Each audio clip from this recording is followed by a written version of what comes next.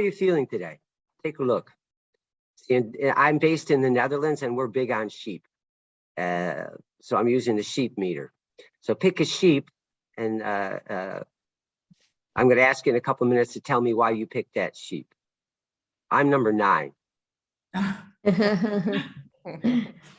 Me too, I think. Yeah, me too. I think I'm a 3. I was having a bad hair day before I arrived. Yeah, Me too. I agree. I'm a 3 as well. But, no. I'm 9, but my second one is 3 because I misunderstood. I mean, I forgot about the time zone this morning, so I connected 1 year earlier. That's something that often happens because I'm based in Italy, and so I just mismatch. But basically 9 is mine always, I would say. So, and I know the last couple of years have been, amazingly challenging, and we've all had to really be resilient and flexible and kind of learn all kinds of new things. And now we're going to add to that. So I'm hoping that we can maybe give you some things to work with. What I want you to do is you're going to introduce yourself to each person for about 2 minutes. Include one interesting fact about yourself, something unique and different, hobby, sport, whatever. And I'm going to give you mine right now. I teach yoga. It was making sure that the language and the content were integrated, and integration was that they worked with each other that the content and the language would kind of match for students. But we all know, and I hope you can see me as well, that if the cognitive level is up high and the language level is way below that the language level only goes up a little bit, and the cognitive level is pulled down. So the idea being that now CLIL has progressed over time, that now they're actually looking at literacies. That's what they're talking about, literacies in CLIL. What we're going to do now, and I'm going to turn it over to Letizia, is we're going to kind of give you a little bit of a poll. We want to really know, and we've seen you've sent some stuff in, and we've written, but we want you to fill in a little bit of a survey for us about CLIL. Starting from 2010, we had the reform in Italy introducing CLIL as compulsory in all upper secondary schools. In upper secondary schools, so we have this sort of reform just making it compulsory. So we have one subject in one foreign language, which is mainly English, taught as compulsory according to CLIL methodology in the 5th class of all upper secondary schools. But as Kevin was saying, this is the first original, let's say, CLIL idea by David Marsh. But now we are piloting on Pluriliteracies with this same pool of schools with Oliver and Kevin. So I don't know if you're familiar with this tool, which is quite popular. It's become quite popular during especially during this period in Italy. I mean, remote teaching and learning. One of them, the best known, most popular in also with students, because it's used to collect feedback and reactions from the students and sort of ice-breaking activity, brainstorming activity. So we ask you now is to go to this website, www.menti.com. Yes, okay, great. So your idea of CLIL in 3 words. So what you know about CLIL, what you think about CLIL, just the 3 main ideas that come up to your mind when you think of CLIL. This is the TAC cloud that is coming out. This TAC cloud is a sort of cloud made up of all the words that you are adding, that you are inserting in the tool. And the biggest one is, and in the one which is in the middle, is usually the most popular. I mean, it's a sort of convergence of ideas, and it's sort of brainstorming. So the one that is in the center and is biggest is probably the most popular, the one that you mostly recognize with. The biggest so far are communication and cognition. which are two of the four, the famous 4 C's. You probably are familiar with the 4 C's by Coyle, was one of our, of course, godmother of Pluriliteracies project as well. So the content, the communication, the cognition, and the culture, another the 4 C's, which are the pillars of CLIL. But now as you see, the TACloud is reshaping, because according to what you add, the words that you add, it's going to be different. So now we have same level. Well, same shape, yeah, content, cognition, integrate. Well, yes, integration is quite, is crucial, no? As Kevin was saying, content and language, we are trying to go a little bit beyond, of course, with Pluriliteracies, but the starting point is the integration between content and language. And cognition, yes, cognition is big in the TACloud as well, and it's very interesting that you highlight cognition, because it's actually the cognitive skills, the critical thinking skills, and all the the activity that we thinking skills we activate in our students when we ask them to do something. We ask them CLIL to perform CLIL tasks. It is really means activating cognitive skills. And you may be familiar with the different with the Bloom taxonomy, the different cognitive skills. So the lower order thinking skills and the higher order thinking skills. So the easiest, let's say, like remember and understand, for example, which are easier cognitive, less demanding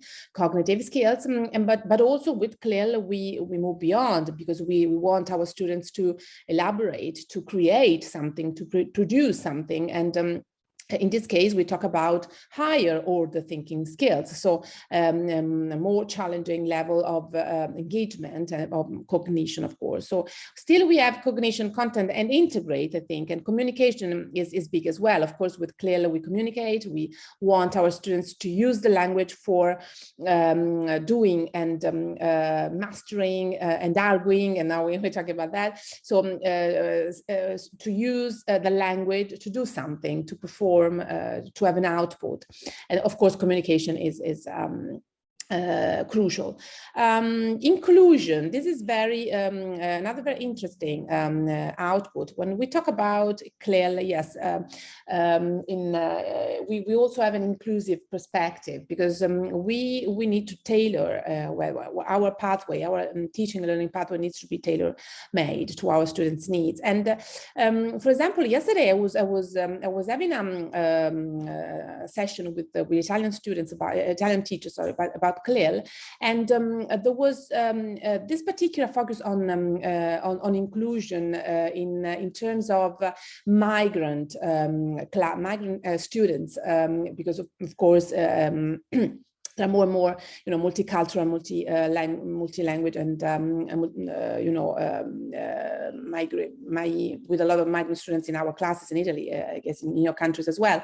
And so the CLIL perspective with those students who are probably not in a lot of cases they use English as a bridge, as a language of communication, as their bridge language, let's say. So when we have CLIL in English in Italy, it's a way to to have a sort of inclusive perspective towards them, because Italian is weak, that they have still weak competencies in Italian, and so when we deliver CLIL modules in English, of course it's easier for them. So it's also an inclusive perspective. It's just an example, but in general, yes, CLIL as of course an inclusive dimension.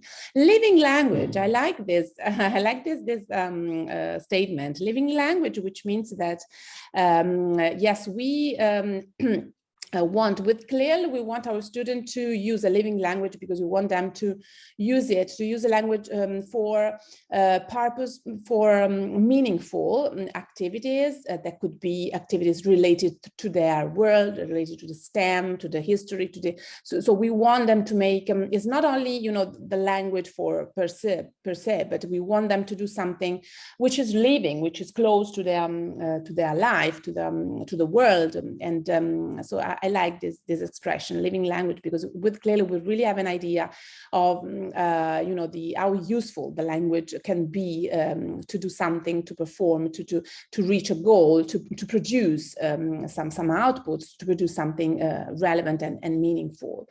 Yes, you had meaningful language sensitivity. Yes, language sensitivity, of course. With language sensitivity, I like this expression as well, because when we of course, when we talk about CLIL, we have so integration of content and language, but I would also like to mention the latest recommendation, the council recommendation for a comprehensive approach to the teaching and learning of languages. So by the Council of Europe, it was issued in 2019, so it's quite recent, where there's this topic of language awareness, so which is not new, but it was relaunched by the council recommendation. So it means that all teachers, I mean, there was a slogan that it can be perceived as a slogan, but it's quite famous. Like every teacher is a language teacher, but it really, I mean, this is the real meaning of language sensitivity and language awareness. So. Language sensitivity as a part, as an integrating part of every classes, of every lesson. So it's not only up to the language teacher to get, I mean, to be sensitive and to take into account the linguistic dimension of the subject, but is up to any subject teacher, of course. So this is very interesting. Strategies, yes, strategies is another very interesting word that you added here. I like it because with CLIL we really have we are allowed, and it's I mean recommended, to use a wide range of strategies that as CLIL is a sort of umbrella term. So with CLIL, we can really use all the student-centered strategies and methodologies that we can use to foster, for example, cooperative learning, or other, interactive activities that can really foster communication and content acquisition and cognition and culture awareness at the same time. I don't know if Kevin, you want to add something. I think this oh no, really interesting. No, super, and I just maybe the language sensitivity, because the phrase that every subject teacher is a language teacher. I'm not sure I'm comfortable with that, but language sensitivity I am very comfortable with, because we, each, and we'll get into that more as we go into deeper into the Pluriliteracies part of it, is that every teacher has to focus on language. Exactly. It's not only the language of the discipline, but the target language, the language that you're working in, and the discussions again about the complex language and cultural profiles of classrooms and students now is so much more diverse, and some of them are actually they're involved in 4 languages and 3 cultures, and so the language sensitivity for me is a huge one, and it is kind of the glue that brings everything else into together and holds it together, is that language sensitivity. So no, I think that's fantastic. And all these words are great. But yeah.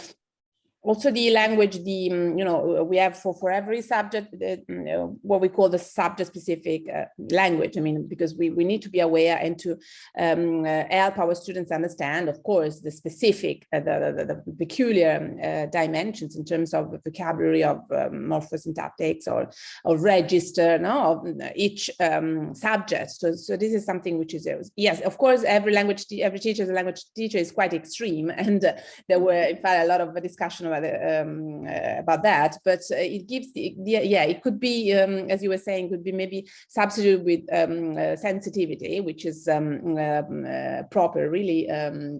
Really fits well, because every teacher should be aware, should be sensitive of all these aspects, of all the peculiarity of these specific dimensions, also in terms of pragmatic, of verbal communication, so linguistic, paralinguistic aspects. So everything that has to do with communication, with meaning making, and it's something that every teacher should be sensitive, should be aware of. And I'm just gonna, as we say, I'm going to tap into your prior knowledge. I'm gonna, to kind of reactivate your prior knowledge. As we know that culture is the filter through which we interpret our world. Macro level involves societal values of our home, other contexts. Micro level focus on academic and subject-specific cultures. The impact on the ways that we learn and think in different areas of curriculum. And that is this, we have, every subject discipline has its own culture. Physical education is different than physics. Physics is different than languages. Languages are different than geography, and so on. So within that culture, you as a teacher have to facilitate and guide your culture and how it works. So in the 4 C's, that culture is very important. The 4 C's framework is based on these things. I put culture in the beginning on purpose because that's something that is a struggle sometimes in CLIL. Culture meaning culture of, or culture with, or culture during, and it's all of those things. But the 4 C's, and that's why I call it Beyond CLIL. We start with the 4 C's because that's the core of CLIL. And if we can start there and move into Pluriliteracies, sometimes that bridge is more accessible for everyone. Knowledge isn't just facts. Factual knowledge about is conceptual, deeper knowledge about, procedural, how to, the applied, and it's metacognitive strategies in CLIL. So that knowledge, that cognition part of CLIL is based in the idea that you're integrating this knowledge into what you're doing in your culture. Different type of knowledge require different kinds of language. Again, back to that focus and sensitivity to language, not just the target language, but the language of your discipline. To think about the access that you're giving your students to the language of your discipline. That's also the sensitivity. It's all about processes involved in meaning making and conceptualizing, such as using new and existing knowledge, engaging in problem solving, using high order thinking skills, and being creative. Culture, cognition. Letizia mentioned Bloom's taxonomy, and going from this is the revised one, but going from the more accessible parts of it to the less accessible parts, and that cognitive process where that create something or reproduce something as a product is at the highest level. Well, even I'm going to say that in our project Pluriliteracies with deeper learning, that actually create is for me not really as high as it can go. It's really transfer. That creative process leading to transfer for your student or to be able to use the knowledge, the skills, and the language skills in an entirely different context. That transfer of those things is the highest level. Yeah, and if I may, Kevin, I would like to stress also the metacognitive dimension, Absolutely. Which is, yes, quite fundamental in CLIL, and with Pluriliteracies even more. Well, that's what I was saying, aiming at. Yeah, that metacognitive is that highest point to go into transfer.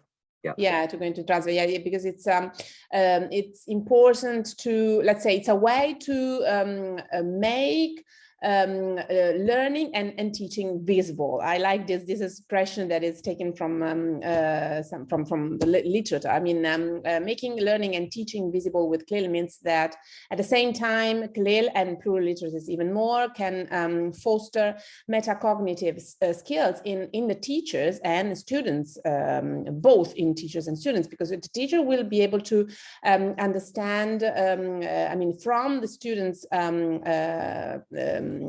outputs and goals and achievements, the teachers will learn, will improve, of course, his or her own teaching strategies, and of course, in a lifelong perspective, lifelong learning perspective. And students will learn how to, of course, will reflect on their achievements, on their progress, and the progress they made with the help of the teachers. And it's a way to make the teaching and to make the learning visible, so that in order to, of course, to go on with progression, with autonomy, with learning autonomy. And this is what, you know, thanks to the scaffolding, to the help of the teacher, the students will try to move on always, you know, better and better.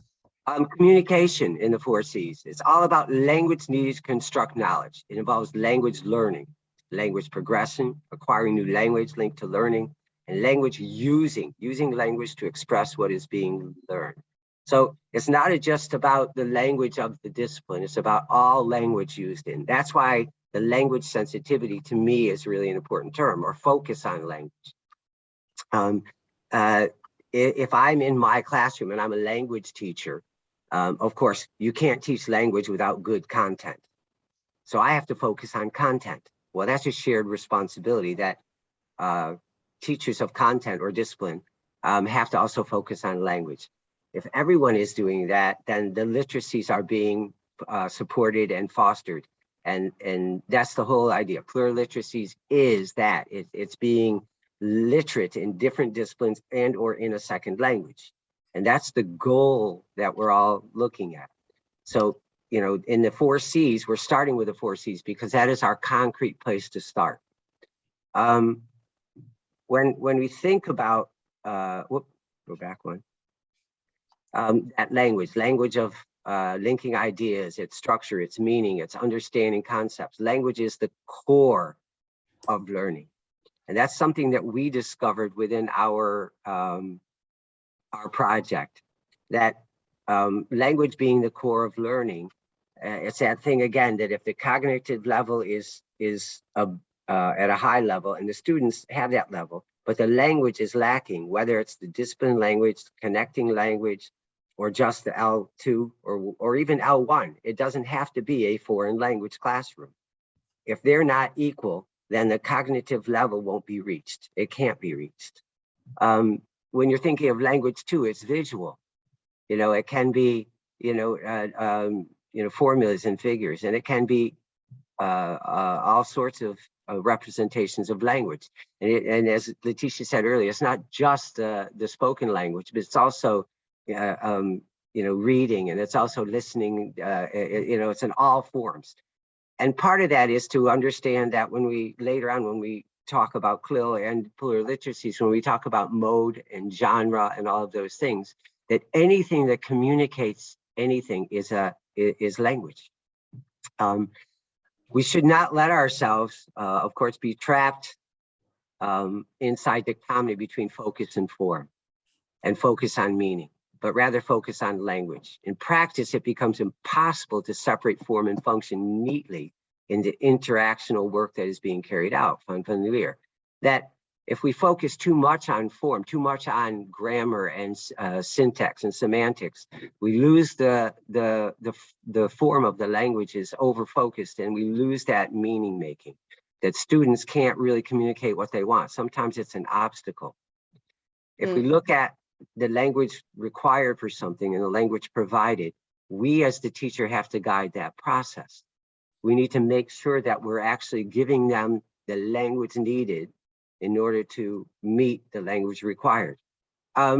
Noticing function. Learners encounter gaps between what they want to say and what they're able to say. And so they notice what they do not know or only know partially in this language, the language they're speaking.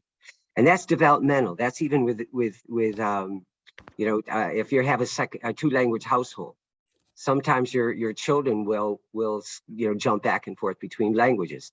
Is that bad? Well, no, it's not, because they're still communicating their ideas and expressions. That's something that needs to be focused on and looked at, but it's not really the problem. The problem is supplying them that language. It's the scaffolding, it's the things that you do in order to enable them to communicate their ideas. I don't know how it is in a lot of places, but we call the twos the terrible twos. When your child is 2 years old, Meryl Swain coined the phrase languaging.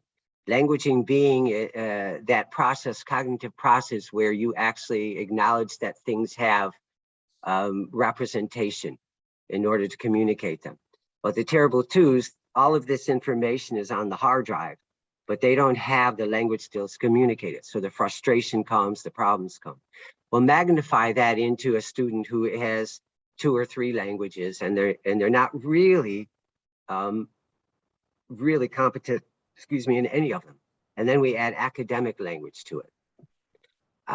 So that's the focus on language. That's the sensitivity that we have to have as educators. We have to remember that sometimes we have to step back in order to step forward. Sometimes we have to supply a different level of language or languages in order to do that. In CLIL, they have the language trippage. And I hope some of you are familiar with it if you're not. But in the trippage, there's language of learning, language for learning, language through learning. Language trippage is used to integrate cognitively demanding content with language learning and using. And it's sort of this 3-point triangle trippage that gives us an access into that. The 3 A's of the trippage: analyze the content, cognition, culture for language of learning. Add language for learning. All the language students will need to operate in the CLIL classroom. Example: discussion skills, effective group skills, work skills, research skills. Apply language through learning. This is the new language that grows from learning, what they're going to acquire on their own in that process. And this is this is also that important aspect of us focusing on language or being sensitive. And I have a little cartoon here because sometimes that's what it really ends up as. And it is sensitivity. It's sensitivity to the level of your student, to the access they have to the language, and what we can provide in order for them, to be able to function at an appropriate level in our classrooms. And that's all I'm asking you to do, is to be sensitive. Can we, be everywhere all the time? Well, of course we know we can't, but it is that awareness that makes the guide or facilitator in the classroom more ready to handle those issues as they come up. This whole idea that students come in to our classrooms at a level where they're actually able to take on everything is not so. And we know that, especially now, after just 2 years of Corona. I think we've all learned that there are gaps in that language, in development. Again, back to culture. Culture is the filter through which we interpret our world. The macro level involves the social values. The micro level focuses on the specific cultures. And I'm going to go to a specific culture. Biology, for instance, is not just plants and animals. It is language about plants and animals. Astronomy is not planets and stars. It's a way of talking about planets and stars. To be able to treat our students as if they are apprentices into our culture, into our discipline. And that involves all of those things: culture, cognition, communication, in the 4 C's. And the CLIL classroom is that whole idea that you're trying to bring your students into your culture, into your discipline, at a level where they can function at their highest level. And later, when we get into the Pluriliteracies model, we talk about novice, intermediate, and advanced. And that has nothing really to do with age. It's more about the level within your discipline, your classroom. Take a moment to think about how you approach language in your subject lessons. How much focus do you put on learning the language of the subject? You know, how do you scaffold it or support it? We'll talk scaffolding at some point, but how do you support it? And in what way do you make it accessible? You know, there are all types of ways that we can introduce new language. There are all types of ways that we can give the jargon or terminology. There are different ways that we can give access to language that connects all of those things. And in what ways do we do that right now? And that's all I want you to think about just real briefly for about a minute or two. And just give yourself a little speech bubble or a note on whatever your notes are in your own way about how you do that. We're going to present now to share the results of the wonderful work that the groups have been doing. While presenting the work, we are going to ask the other group members to give a feedback, so peer feedback, constructive peer feedback, according to these 4 steps. This protocol that is called the ladder of feedback. So the first step, clarifying question. The second step, valuing, so highlighting positive aspects, strengths. Third one, concerns, so highlighting concerns, weaknesses. And the fourth is suggestion, so proposal for some alternative, maybe solutions and so on. So what we were working on, we chose a primary level scheme of work, and we were looking at science. So the topic that we were exploring was the factors that would be affecting plant growth from seeds. So the age range we were going for was in around 3rd, 4th class, with in around an A2 level on the CFR, and the timing then. So obviously the lesson itself would run for a period, but also you'd be periodically checking back in the month to see how the seeds are growing and that, and kind of checking in with it. So there'd be a little bit of a longer time frame for the lesson. The aims we were saying then were to conduct an experiment that allows investigation of the various factors or various conditions that are needed for seeds to start growing. That pupils would be able to identify these factors, and that be able to explain and conduct a fair test to identify and to show these factors as the seeds are growing.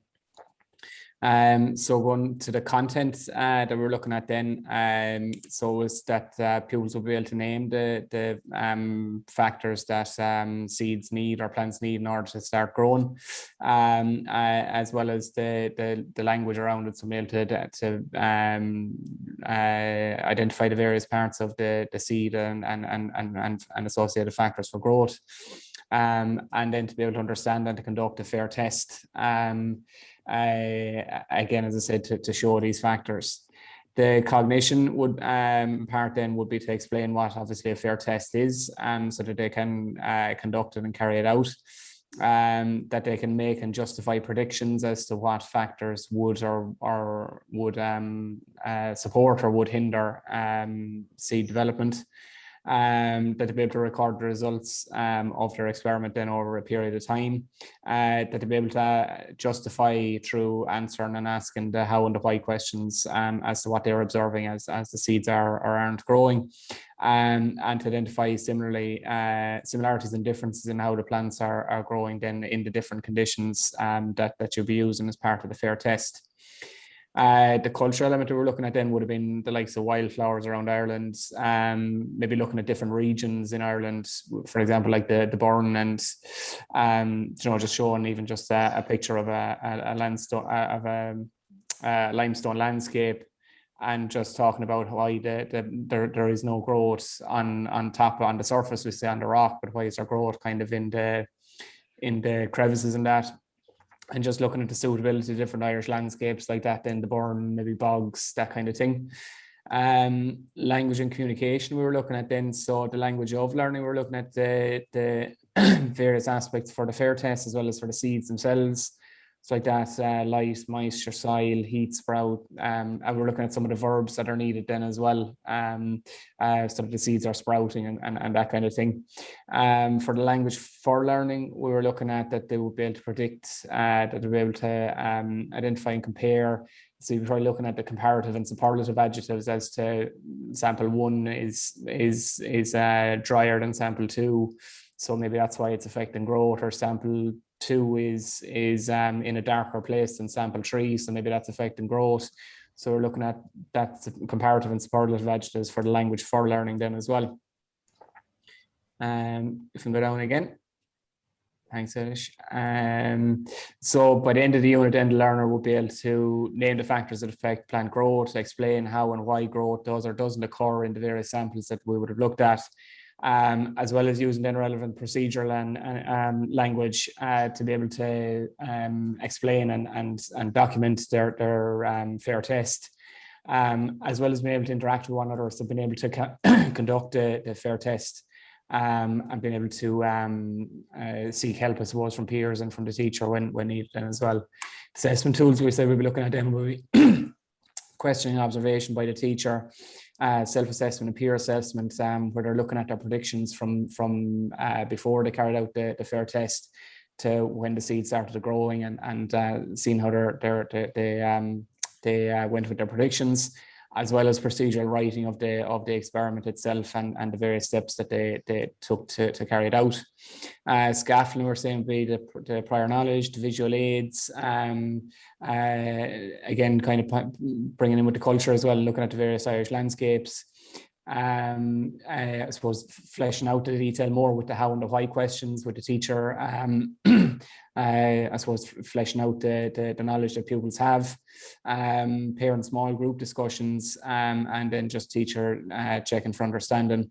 And the language through learning, we were saying then would be the incidental language, like the colors, if there was color changes in the seed, or if you're using numbers, say if you were numbering your samples, if you're using ordinal numbers, or if you were using procedural first, next, then in your procedural writing, that kind of thing would be your language through learning. That's the extent of our plan.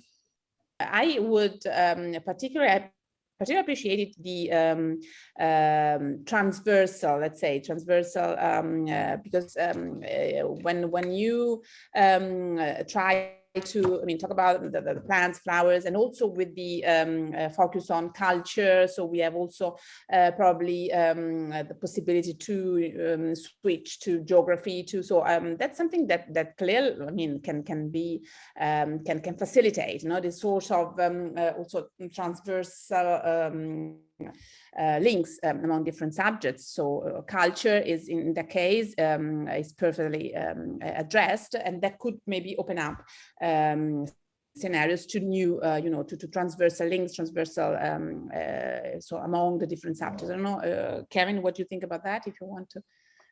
No, it's good. So we are going to do, okay, the subject should be English, okay? We are going to do a class in the English subject, Aga and myself. We are going to talk, the topic will be the free time. And the global goal will be to be able, the children will be able to talk about your free time or their free time activities, okay? We targeted a group of 13, 14 years old, and the level would be A to B1. So in the middle of that transition level. The class will be just 40 minutes, and the aims are to introduce vocab about free time activities or related to free time activities like sport, music activity in general. And of course, they have to use the verb like and dislikes, what they like and what they don't like. And they will be able to talk about their own experience.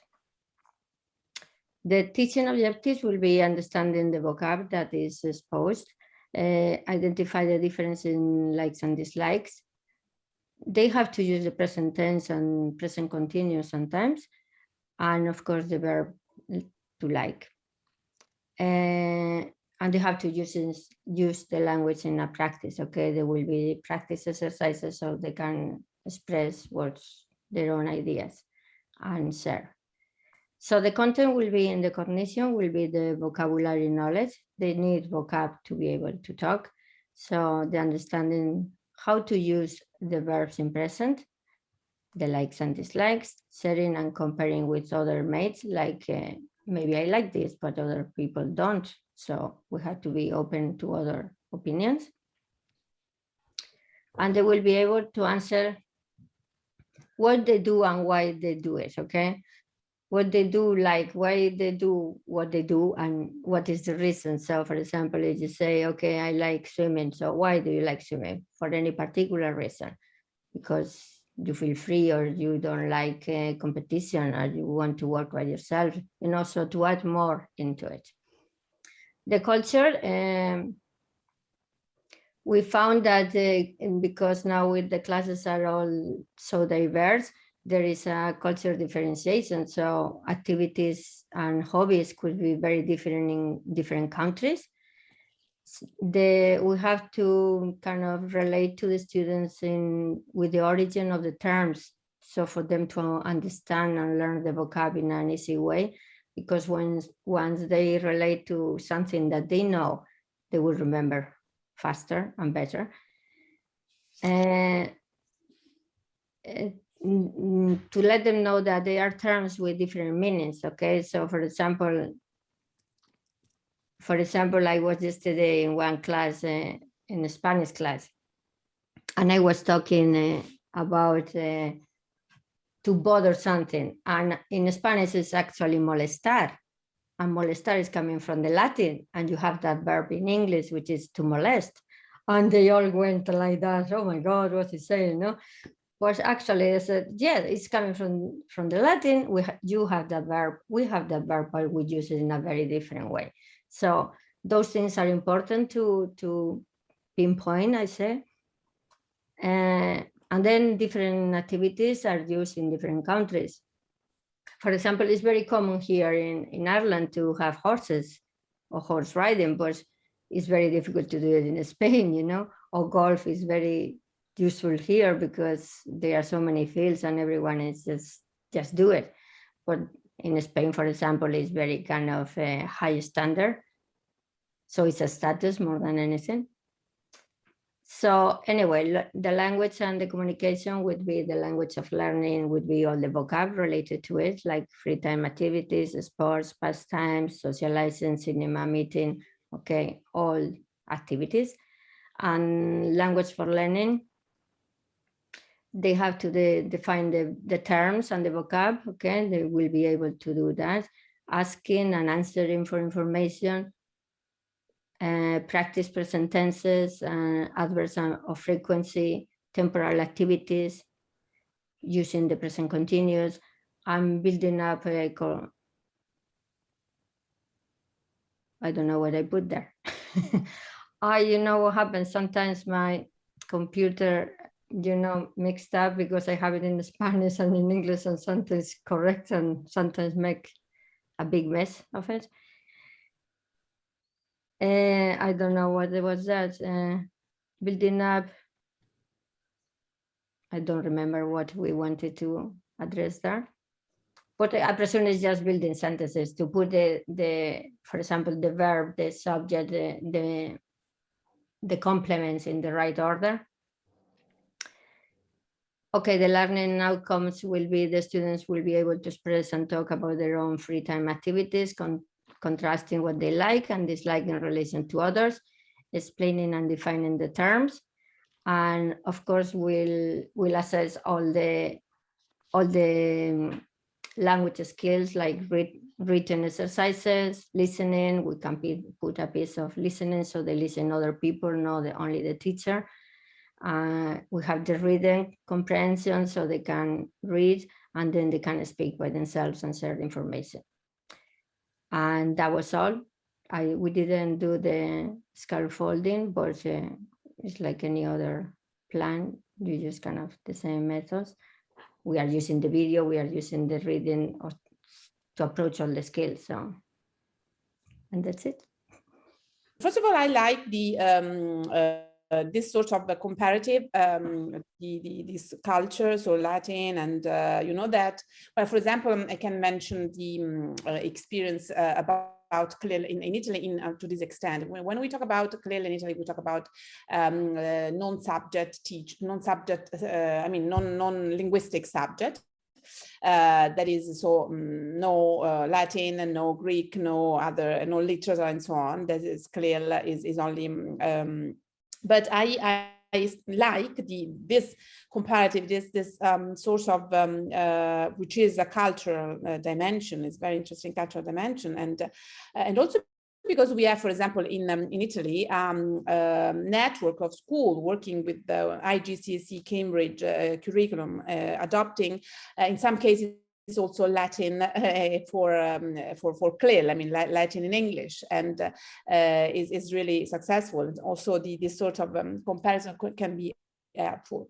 Well, I think that probably the only let's say concern I may say, but I would like then Kevin to highlight this, maybe this focus on what we call the sort of general English. When we talk about free time activities, when we talk about hobbies, which is of course interesting, which is a topic that students like, and also part of their daily life, daily communication to enhance speaking and activities, interaction is very interesting and relevant to them. But this is what we called, and according to the famous definition by Jim Cummins, a famous linguist, we have in this case we talk about BICS. I don't know if you're familiar with this acronym. It's the acronym for, I'm going to write it in the chat, BICS. Anybody knows this acronym? Well, you're talking about the basic interpersonal communication. Exactly. Basic interpersonal communication.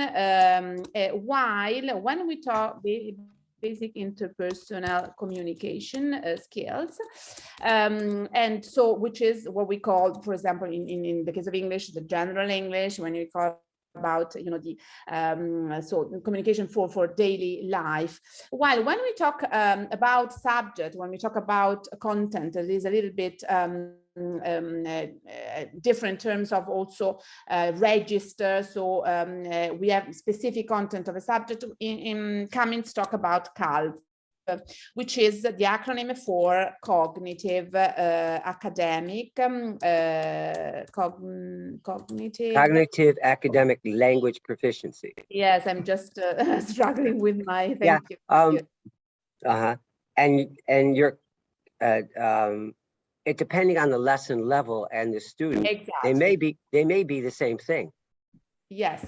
No, just to stress the fact that when we especially progressing with the level of competence of our students, and maybe we talk about some sort of specific areas in subjects like science, like physics, for example, philosophy. You may need what is this sort of CALP, cognitive academic language proficiency, which just refers to some sort of higher level of also of register, more formal, specific, with technical sometimes vocabulary, so which is maybe, according, Kevin, as you were saying, according, of course, to the level of the students, to the level of the class. So it can mean, yes, progression and also higher level, high register. But I think this activity is very interesting. Yes, Kevin.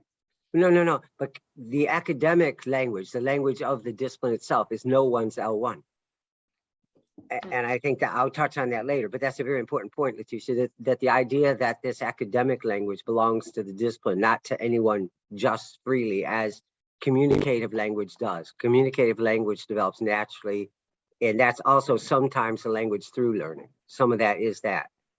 But that actual language of the discipline, that academic language, has to be introduced and facilitated and worked with. Yeah, it's no one's L1.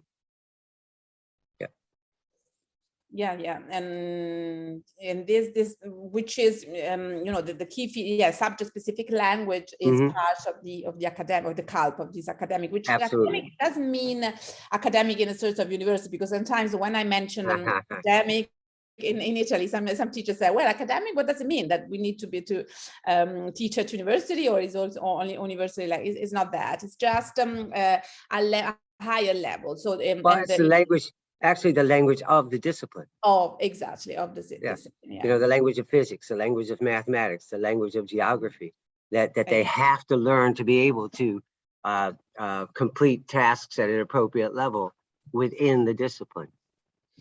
And later when we talk about literacy, that's a big part of it. Exactly. So this focus should be, highlighted in CLIL, and also the other, this is just an off-topic comment, but I would like, as we are talking about the language, I think that what we encourage, for example, in Italy, we encourage a lot with our teachers is to use translanguaging, not to switch from one language to an L1 to L2 where needed, where possible, where necessary to convey the meaning. When they realize that the full immersion in the foreign language is not enough to make the message to make the communication happen, and to make meaning, sometimes is possible to use translanguaging, to switch to another. I don't know what you think about translanguaging, Kevin. No, I tend to agree, because the idea being that if they, what's more important at that very moment in time, is it the content or is it the language? And if the content is more important, does it matter if students switch languages in order to discuss at a higher level something they couldn't have done in the language that their target language? And there's been a lot of discussion over the years about that issue. And in the beginning, in the bilingual classroom, even here in the Netherlands, there was this no tolerance policy. And I would say to my colleagues, what are you going to do? Cut out their tongues? The idea is if you're in a mathematics classroom and you have a small group of 4 students and they're working through a problem, and someone asks a question and they can't answer that question in the target language, and the content is what's important. If they switch back to a language they all understand to get through the problem, that's not an issue. That's important that they understand. They can always go back and redo it in English in a different exercise, in a different sort of scaffolding, or in a different discussion. So that idea that there is this zero tolerance policy in a target language classroom, we have to rethink how we, and that's why I say focus on language, sensitivity to language sensitivity. And that's why I like that term, because we have to understand that in a language classroom or in a subject-specific classroom, the learning process comes foremost. The student is at the center of the learning process, and that we have to do everything we can to support that. So that translanguaging, as long as it isn't too much of the time, and that you're fostering every opportunity and supporting every opportunity to work in the target language, it's not an issue. Yeah. It's and also what we experience in Italian now in Italian classes, CLIL classes, is that, for example, when you have a bilingual, you were talking about lessons, so with a native speaker, it works well, this full immersion in English, so in a foreign language. But when, as in our case, the CLIL teacher is the subject teacher, with an Italian native speaker, so it is a sort of fiction to have this full immersion in the foreign language, and also because that teacher, the maths teacher, the history teacher, was an Italian teacher of the subject that has studied to become a CLIL teacher, has attended a university course, and as also a higher level in the foreign language, but is a native speaker of Italian and always speaks Italian to teach history during or physics in his lesson. So it's natural for him to switch to a language, from a language to another. And this sort of fiction that in our class can be, let's say, fiction that can be created in an Italian class with a native speaker of English, let's say, doesn't work, because the teacher Italian always speaks Italian, so it's more natural. There's the sort of translanguaging to switch where necessary from one language to another.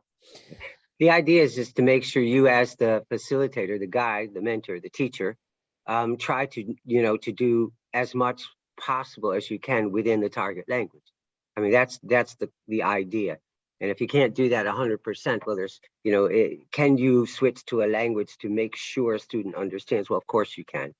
But the idea is to really facilitate that target language classroom as much as possible to get it done. So we came from a mixed background, but we decided finally to work on kind of upper primary school, so ages 11, 12.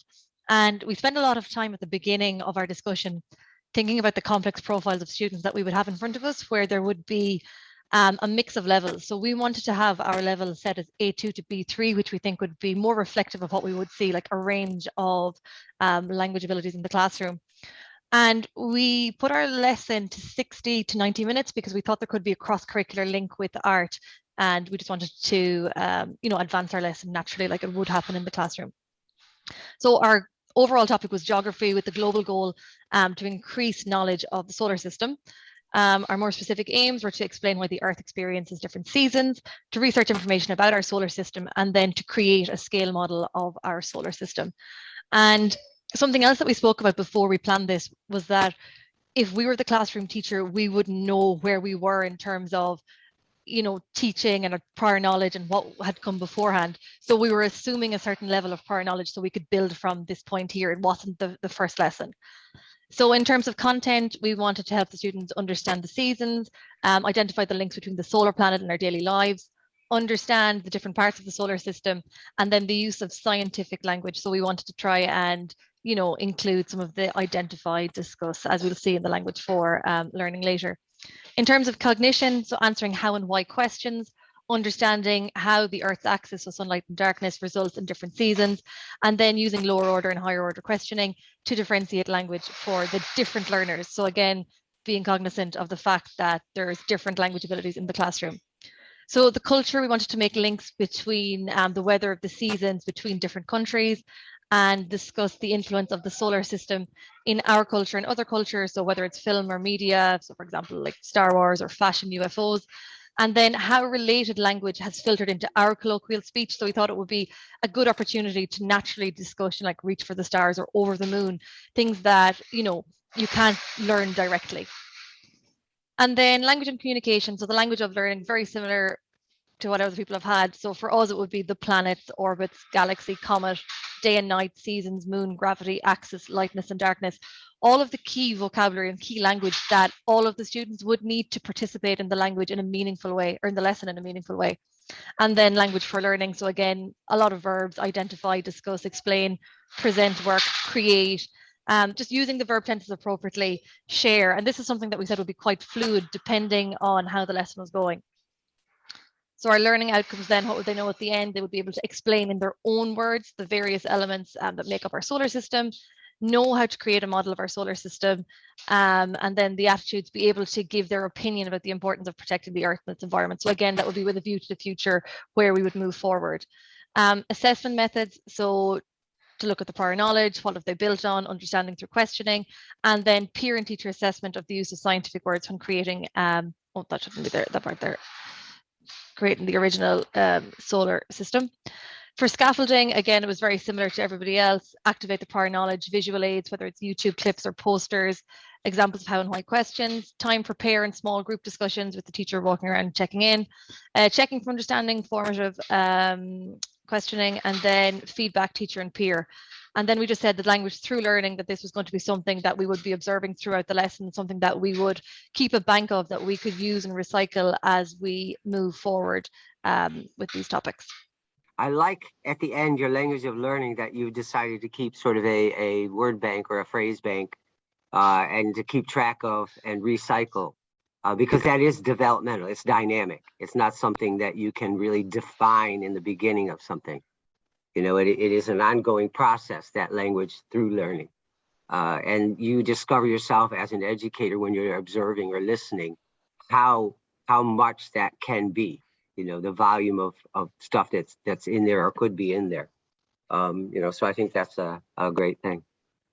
Well, in the Irish context, it could be also, CLIL, as CLIL was launched also by the European Commission, by the Council of Europe, so at international level, as by the ECML, of course, which is the institution of the Council of Europe, as a way to foster plurilingualism. So not only one for language, but also to enhance the plurilingual repertoire of each learner, of each student, of each speaker. So in the Irish context, where you have so many different home languages, it could be also a way to enhance the students' home languages. We, in particular in Ireland, I visited a school in Dublin, Scoili in District 15, which is a comprehensive school with so many different home languages spoken by the students,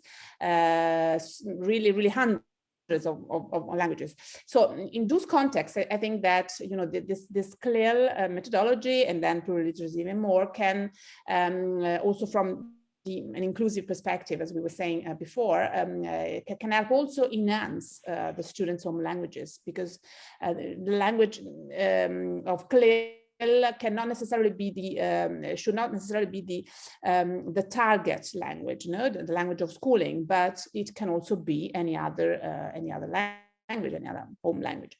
Yes, as I was saying, in Italy, CLIL in Italian as L2 for migrant students, so the same in any other context. An important point was brought up by one of the groups, and again, it happens a lot, especially in secondary schools. A lot of times, subject teachers are the CLIL teachers, but in primary school, the primary school is also all the subject teachers. Yeah. And that again, that sort of notion that they should, how much the expertise level of the subject specific as well as the language, and then compounding it with all the different languages. Be realistic with yourselves as well. I think that's very important that you do that as well. And the idea that you're going from A1 to B3 as a goal within, that realm of time and the progression levels of your students is very, is realistic too. Context is important. As I said to that group, we're offering hopefully promising practice. There is no such thing as perfect practice, because every context is different, and you have to adapt and or modify anything that we're giving to you. And that's why I loved all the lesson plans I saw. It was looking that way. You're thinking about your context. And that's extremely important, because we can't assume that we know your context. We can only offer you things that hopefully that you can use at some point in some way. For us in the project, when we were actually working in our project, and we were trying to figure out what was going on, we had this wonderful CLIL idea. We were working on it, and we came up with this thing that we all could agree upon, and that is, how do you know they know? When is the point when we know our students truly get it, that we're confident that every student in our class, novice, intermediate, advanced, no matter how they come into our classroom, how they're working through whatever it is, and we're measuring some level of progress. When is the moment we can say they get it? When is that time?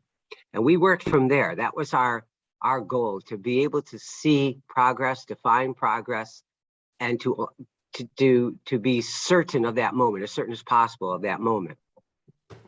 And we realized that Pluriliteracies has its roots in content, language, integrated learning in CLIL, but it's the center of CLIL, where CLIL was developed, as Letizia said, in the bilingual or plurilingual context for a target language versus the L1 most of the time.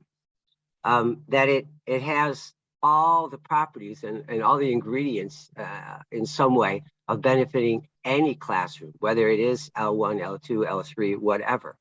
And we realized that in our group. We said that, yes, Pluriliteracies is at the core. Our first model was very linear. we took this model and we said, okay, on one side, we have conceptualizing, where it's the content side, where each discipline has facts, concepts, procedures, and strategies. Doesn't matter what subject it is, but these cognitive discourse functions are in every single subject. And in the communicating side, there's always a purpose, a mode, a genre, and a style.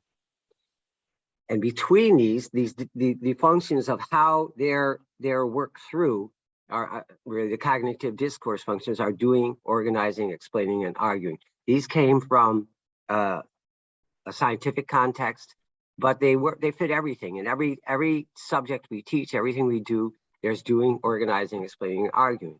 And in our first model, we realized that the deeper learning happens in that vortex, in between the two rays of our graph, and that we could measure from novice to intermediate to advanced, and how our students move through our classroom, our discipline, by gaining those things, by making steps. Concepts, strategies, procedures, facts, all of that is important, as well as the language side.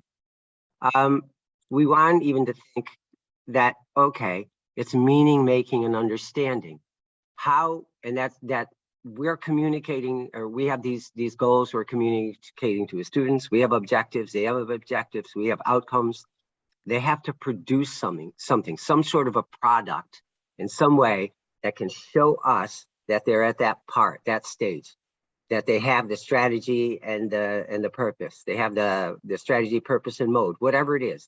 If we want more language, or if we want more content, or if we want a balance of both, we can measure that. We can actually see that in the way that we form our objectives in the classroom, and the activities that we plan, and what kind of products we're expecting, whether they're formative or summative, and that there's some level of feedback that gives, and that is, good feedback, effective feedback that gives very clear steps where a student can improve their work and their outcome. Next, we thought about the meaning making and understanding, that communication, that language, that's the core of it. The language has to match whatever it is. It has to be just enough to challenge the students, but not so much they can't get it, to bring a balance in those two things. And that's the purpose, the mode, the genre, the style. Science class, we wanted our students to apprentice into the discipline. We actually want them to behave like a scientist. That we want them to identify these 8 practices: asking questions, developing, planning, analyzing, using these mathematical computations, constructing, engaging in argument, evaluating formation. Those are all things that a science student, even at a basic level, a novice level, needs to do. And how sophisticated that is depends on us as guides, including the language. The same, like a mathematician, it's the same thing. An expert mathematician, close reading, text of essential, a chemist, a historian. They all involve different approaches to reading. And that's something we need to be aware of, that they don't, each one of those texts is different. That language, exploring the relationship between language and culture. Culture is an integral part of interaction between language. That the patterns, custom, ways of life are expressed in language. Worldviews are reflected in language, and they also affect the way we interpret anything.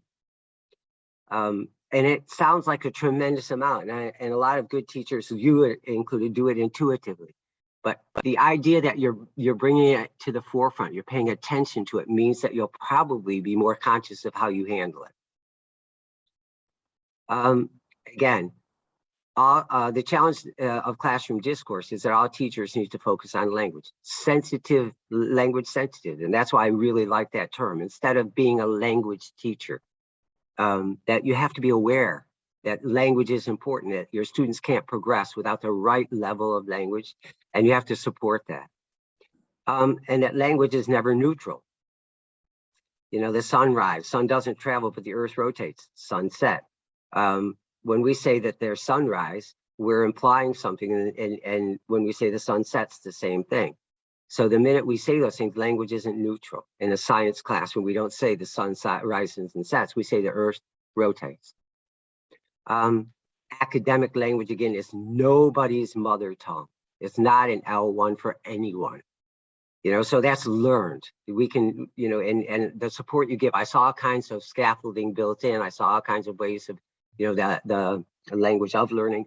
All of those things are important, but we have to remember that it is not anyone's mother tongue. It's not an L1. Even if I'm an English speaker in an English physics classroom, I need to learn the academic language. And I have a wonderful anecdote about that because both of my sons went to my school through the bilingual program. In the very beginning years, they had an advantage because it was mostly what Letizia called BICS. It was basic interpersonal communication. Even in the classrooms, it was more that than the academic focus. But as time went on and the subject disciplines became more demanding and the content was more demanding and academics came to the language came to the forefront, their peers caught up with them. Not to say my sons didn't do well, they did very well. But by the end of their school career here where I am, when they graduated and went on, a lot of their peers were at the same level, especially in the academic language department. Now, BICS, probably their peers will never be there because it's integrated in their culture. They lived in an American Dutch household and they got American culture firsthand.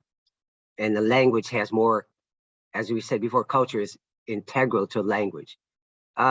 But the academic language was the same. They wrote essays or they did, you know, compositions. They did all kinds of things. And at the level was so the same for everyone because they caught up. And there it is in the cartoon, itsy bitsy and microscopic, basic communication skills and academic language. We take the 4 C's and they're extremely important, but we've gone another level. We've actually said, you know, it's more than that. The 4 C's are subject literacies, turning it into thinking about perspective, objective, subjective, learner, educator, artificial, authentic. How you put your lessons together, considering all of these things. For homework, I want you to watch this video. If maybe some of you have seen it. It's called Austin's Butterfly. Because when we start talking about the model, the new model, we're going to be talking about 4 areas. The 4 areas of the model are extremely important, and you will recognize their roots in the 4 C's. So I'll put this link for the video in the chat. Your only homework is to watch the video. And I'll also put the diagram of the new model in.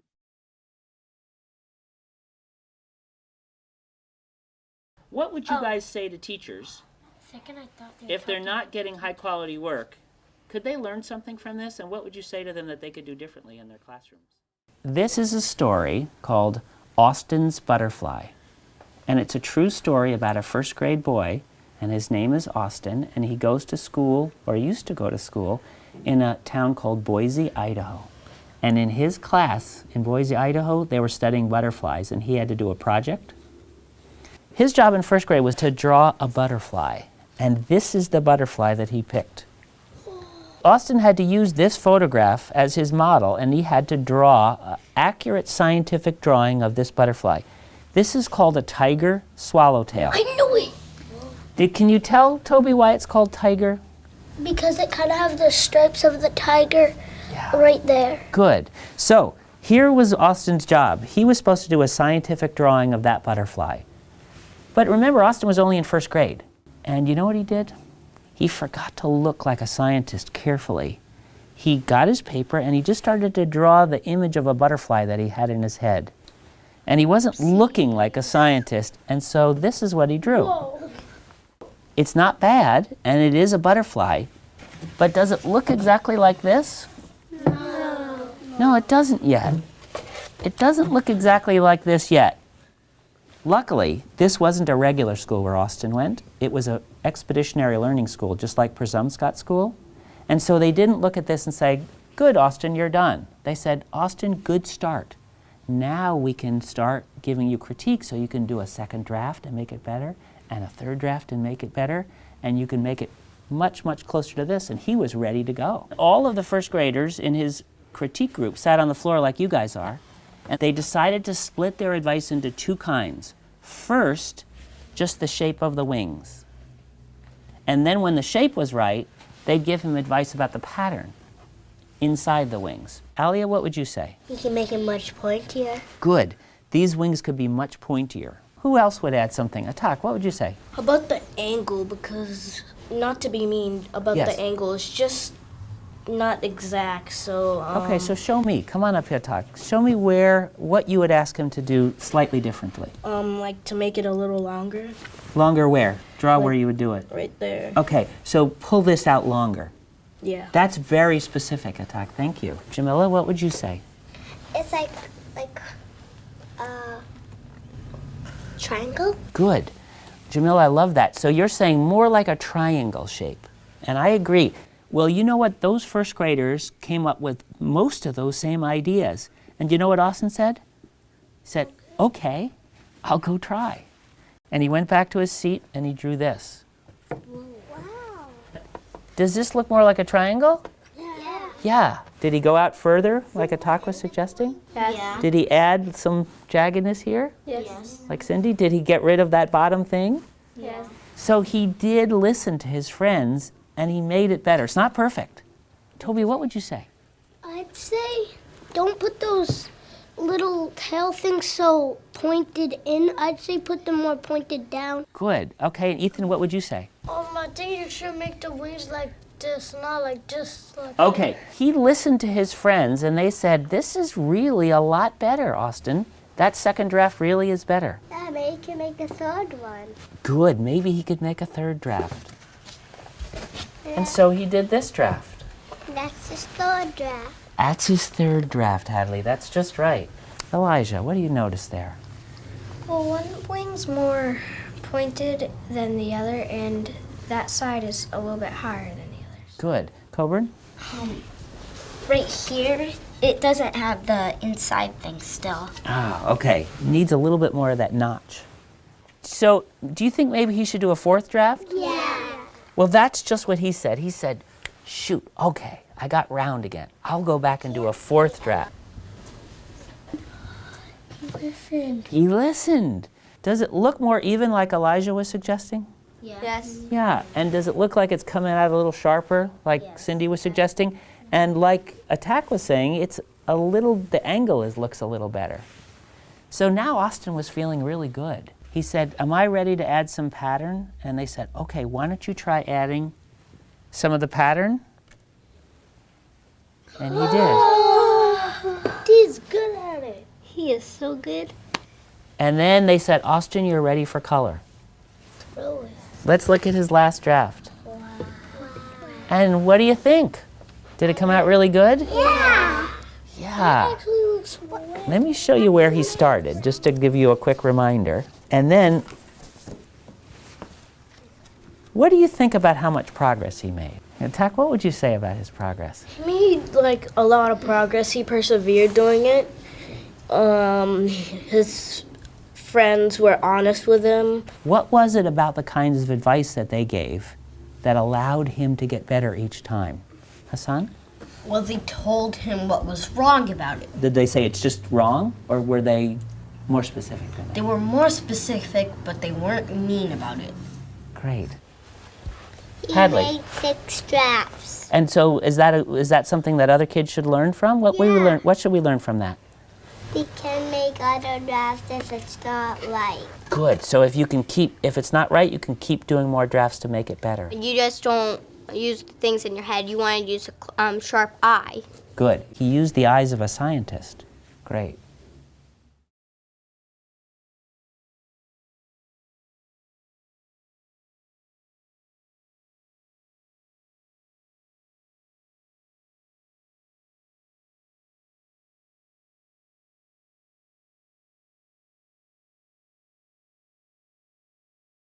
I suppose in terms of the butterfly video, we were chatting about how evident it was that the children involved in this feedback session are well practiced in giving constructive feedback to their peers. And it's evident that there's a lot of time in pre-teaching the vocabulary around feedback, as well as specific information and language around, let's say for maths, about angles, and in art about the different terms and used with colors and patterns and so on. So there was obviously a lot of work done with the group beforehand around that, so that they were able to draw on the language that they already knew.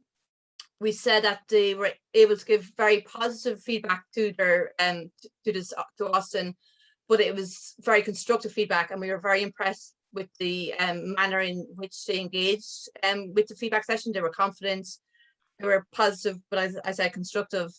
We then went on to explore how the perseverance of Austin, let's say, was evident in that to do 6 drafts of a picture, it's not an easy thing to do. And we were talking about how feasible that is or would be with a group of 27 children, and where you have a variety of needs. And we wondered then maybe how it may be something that could work really well with a child who had specific time one-on-one with somebody, where you could do a lot of work around language, as well as obviously the drawing lesson was important here. But it was feasible. It would be feasible to do this if you could add time one-to-one with a child like Austin. We were exploring the language and motivating Austin to do the drafts and working with him through it. Please feel free to come in if there's anything else I thought we mentioned, but they were kind of the main areas we went into.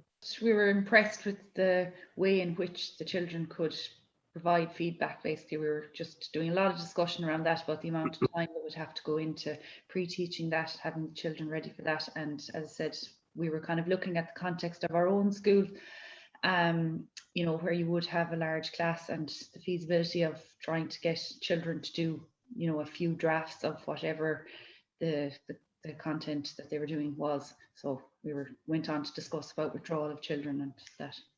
If I may, I was particularly struck by your comment on the perseverance of the different drafts. It's something that I think can be, I mean, is the result of the peer feedback. No, because if another story would have been if the teacher told him, do it again. No, so probably it would be frustrating, and also, you know, the emotional side. No, the impact of a teacher saying, well, repeat it, try, even if without being mean, as they say, no, they in the video say, well, we don't want to be mean, but it's another perspective. If it's a teacher saying, try again, do again, well, it's quite frustrating. But if the suggestions come from peers, no, it's another story. I mean, something that, you know, it's a push towards improvement, even with 6 or more drafts.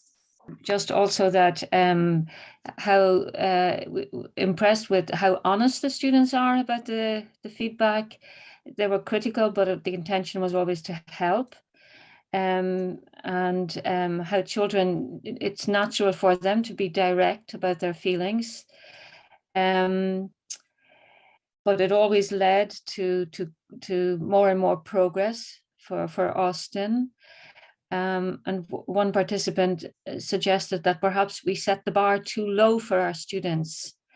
And this was an example of how students can be encouraged to make more and more progress.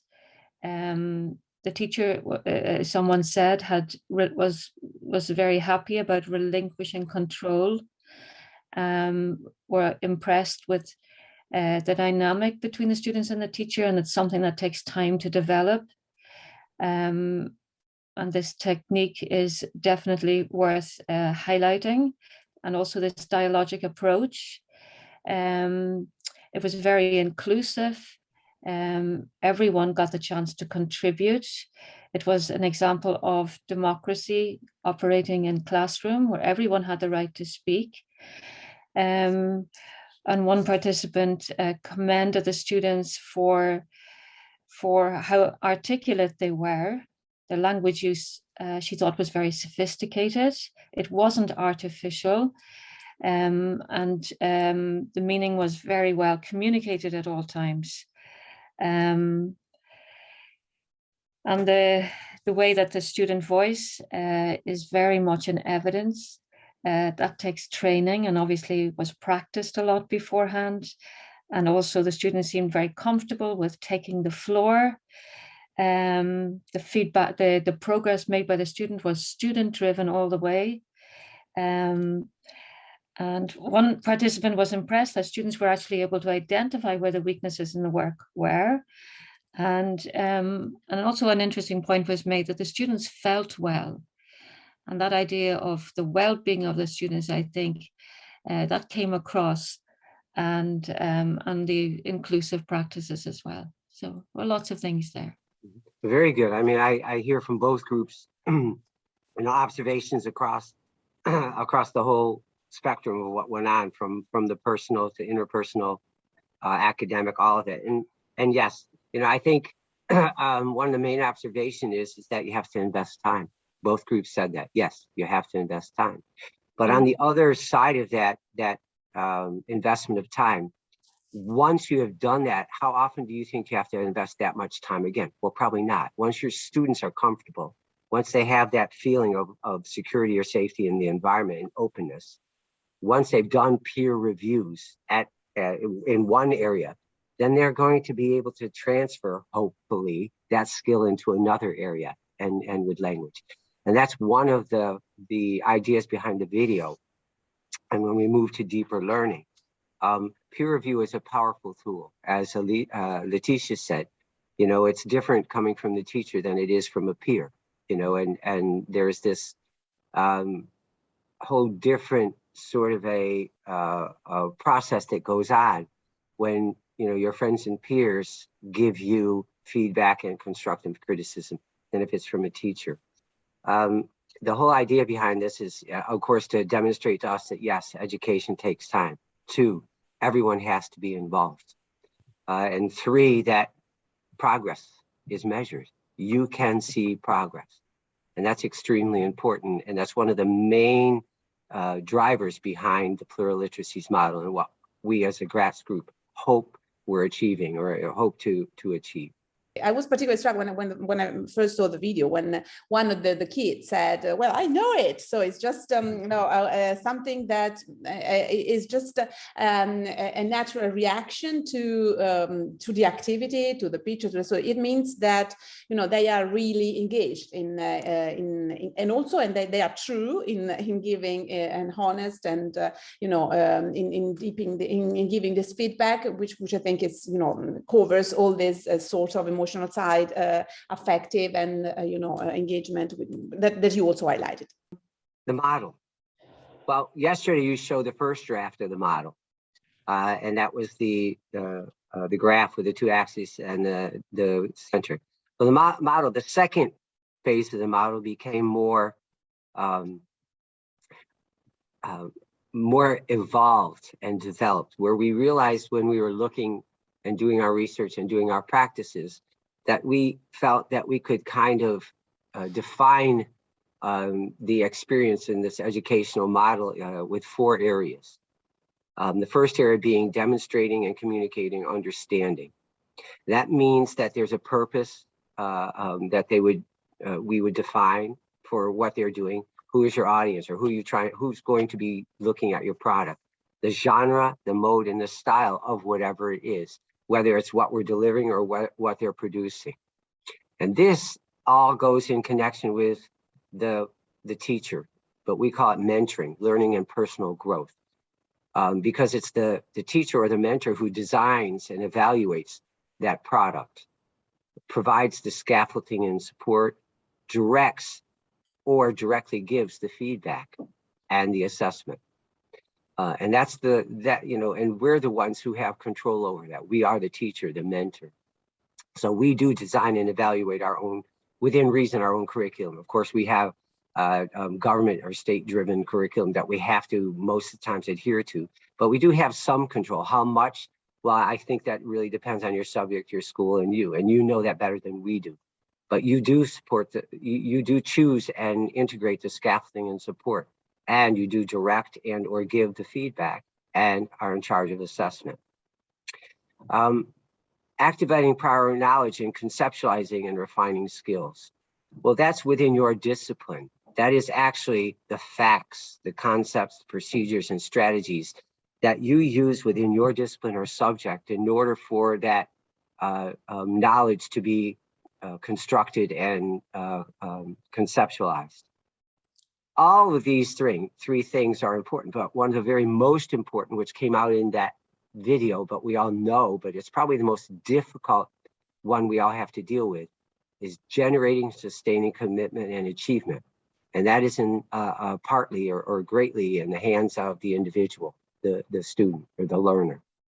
The affect, and that is the attitudes, beliefs, and values, motivation, self-efficacy, and well-being of that student, because they're all different. Someone said it, it's in, you know, we don't know everything, but we have students more and more with complex language and cultural profiles with all sorts of situations at home. And in COVID times, all of us realized even more what that means when the students aren't in our classroom every day, and we saw the results of what was happening. It just accentuated that even more. Engagement, well, that's a cognitive, emotional behavior and their social situation. And again, how much of that do we know or can we control? But we should make an effort to be aware of it.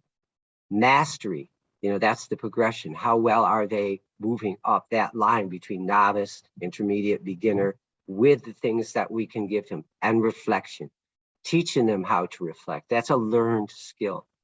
And we realized when we were, of course, doing this, that the teacher, of course, and the learner engagement, they're very, very important, and they have to work together. You know, there has to be a codependency for any of this to take place. Well, we all know that at an intuitive level. We all know how important our relationship is with our students. But again, if we bring awareness to that, if we talk about it, and if we put it into the formula in a more specific way, we probably will improve how we do that. So this is the model. This is the second phase of the model. And you know, this is from 2017. What I would like you to do now, and that was the 2 links I gave you. You're gonna open the worksheet working with the model, and I'll show you that. You're gonna, as in your group, you're gonna fill in the tables. And the tables are just those 4 areas with the categories in the area put down there. We want your take on what that means to you and your subject. Here's the worksheet. I've given you the model. And then you're going to look at this. And it says you can use examples from your own past assignments you've done in your class with your students, or tasks or activities. You can use the same thing you used yesterday. You made a lesson plan with CLIL. You can use that as well if you wish. Or you can start fresh with something else. So you'll have a subject and a topic, and co-constructing knowledge on that model. What do those things mean in that particular area? What strategies would you use and why? What procedures could be used and why? And what concepts are important for your learners? And what facts? So if I'm talking about mathematics, and I choose, with my students to look at triangles, and figure out angles or whatever. What strategies do they need? What procedures, what concepts, and what facts? And all we want you to do is to go through the worksheet. And it doesn't have to be, you're not writing a whole new lesson plan. We just want you to look at, all right, demonstrating understanding. What kind of product do I want them to achieve? So what is the purpose? What is the mode, the genre, and the style? The learner mindset, affect, engagement, mastery, reflection, and taking into the social, emotional as much as you can, and making it relevant to the student. And mentoring learning. How are we going to design it? What kind of support may we need? How would we assess it? Both summative and formative, or one or the other? And what kind of feedback, effective feedback, and how would we manage it? Would we do peer feedback, or would it take too much time? Or in this particular instance, is it really needed, or could we do it ourselves? Ailish and myself decided to do maths, and we decided to focus on 2D shape and space. So in terms of co-constructing knowledge, the strategies we decided on were to introduce 2D shapes with concretes or a poster. And there are the 4 shapes identified there: circle, square, triangle, and rectangle. The procedures were to identify and discuss 2D shapes in the environment, so to make a link between maths and our real life environment. So the explanation there is the real life link. The concepts was to recognize and talk about the shapes, to develop the mathematical language, And that would probably link in with the facts in terms of the lines, the sides, the angles, the corners, etc. And to use the language effectively and identifying the different parts of each shape. Then, in order to demonstrate understanding, I suppose the teacher was to relinquish control and the children were to take over. And the purpose was to construct shapes using matchsticks in order for the children to demonstrate their understanding of what the different shapes actually involved. The mode was to make a model using the different shapes. And this was it was a practical application so they could show their understanding. The genre, they were going to construct it. So we were going to give them a worksheet or a template, maybe divided in 4, with the 4 different shapes to be constructed in the different parts of the worksheet or the template. And again, to show their mathematical reasoning and understanding. And the style was to demonstrate what we were after doing. And maybe I would, or the teacher would kind of use oral questioning to get them to give feedback and say what they actually did and how. So to demonstrate their understanding of their construction. In terms of learner mindset, I suppose in the affective domain, we were going to use differentiated groups because obviously in maths, you have to cater for different learning needs. In terms of engagement, there was going to be variation in our types of questions and questioning, and also perhaps with the work that we required them to do as the topic evolved. And again, the reason for that was to differentiate for the different learner needs and different learning styles as well. In terms of mastery, we were going to use a traffic light system whereby, let's say, green, red, let's say if they found it difficult, they could show circle, use the red circle to tell us, to explain to us they might need additional support. Again, it was a form of self-assessment, so the learners can give feedback to the teacher and the teacher can plan the next stages of their learning. In terms of reflection, I suppose something I use myself, I would have a checklist of what the learning criteria are. And as I'm going around the class, I would identify learners that might need extra consolidation or reinforcement with different concepts. And obviously we're referring to maths in this instance. So that would be to inform learning, inform teaching, and identify areas of difficulty for individual children so that I give extra support going forward. And then in terms of mentoring learning, the design, it would be a combination of of direct teaching and games. So again, to cater for the different learner styles and the learning needs. Scaffolding, we would use concretes, online games, and maybe a sheet of the mathematical language. So they would have that in their folder and they could refer to it as we were revisiting topics throughout the year. So in order to reinforce concepts in a number of different ways and to ensure progress, which we have mentioned over the last 2 days. Assessment, we would do problem solving in a group. So to solve real life problems using shape, and perhaps a worksheet or activity.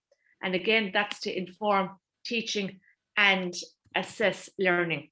And then finally, we would have teacher feedback and also peer review to inform and motivate the learner and plan our next steps or our next lesson. There's a lot of, which is very good, a lot of correlation between your last 2 groups, the student and the mentor. You can see the connections, that they both, it is really an integrated approach, both interacting with each other, and that's the whole idea. Thank you. So I'm working on the subject of European studies, and specifically on the topic of the European Parliament. Age group is 15 to 16 in secondary school. And strategies using a poster to explain the role of the European Parliament and to identify the powers of the Parliament. Procedures, the students will be gathering information, be breaking it down, organizing it into whatever way they like to present their information, maybe a mind map or whatever. Concepts will be things like democracy, legislation, consultation, citizens, freedom, human rights, etc., etc. There's lots more that we can work on there. Facts would be simply like how many MEPs are there, the various committees of the European Parliament, the Irish MEPs, and it's a very diverse group, so it wouldn't just be working with Irish MEPs, but Romanian and Spanish and I would like them all to be linking in with their own home countries. That I think that would be a very there is a very multilingual dimension to this program that I'm teaching, and the various political groupings that the MEPs will align themselves with in the Parliament and so on. Then in relation to the purpose, well, they have to demonstrate that they understand how the Parliament works, and they will do that by means of making a presentation. The mode, I'll give the option. This is very much kind of self-directed learning that I adopt in this class. It's only once a week. So I'll give the option that it can be multimodal, whatever they prefer. It can be an oral presentation, it can be a podcast or video, it can be an article in our school newsletter. We also have to have a European notice board, and I would welcome any contributions there from the group in relation to that. It's the genre is definitely reporting, the style explanatory. Affective domain then would be linking this up with very much with the citizens' voice and student voice in the European Parliament. And under engagement, then there are different initiatives whereby young people can join up live with the Parliament in Brussels and in Strasbourg through the European Youth event. Or there's the Euroscolo event, which is online at the moment, so they can contribute there in real time with peers across Europe. There's also the European Youth Seminar, which is a new initiative of the Parliament. And again, it's linked in with very current themes like cybersecurity, the EU in the world, and environment, and so on. So students I can pre-book them into these sessions so that they can engage. And also we're working on an e-twinning project with schools across Europe on these very topics. So I think these things will engage them very much because it allows the walls of the classroom to break down, and the whole of Europe can come in and join us. Mastery, I suppose, they can give various presentations with colleagues in the CSPE program, which is Civic and Social Political Education.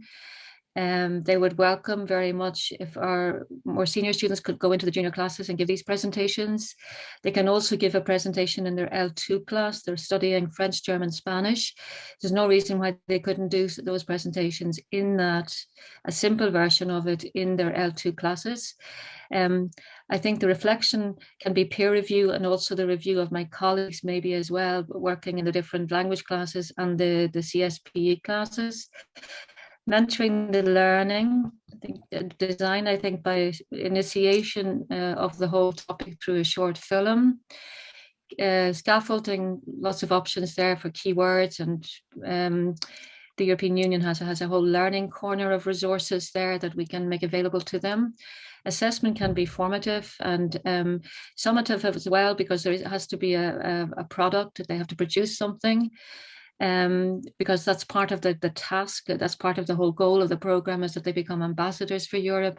And this is an opportunity for them to demonstrate that they have disseminated, that they have compiled and disseminated information.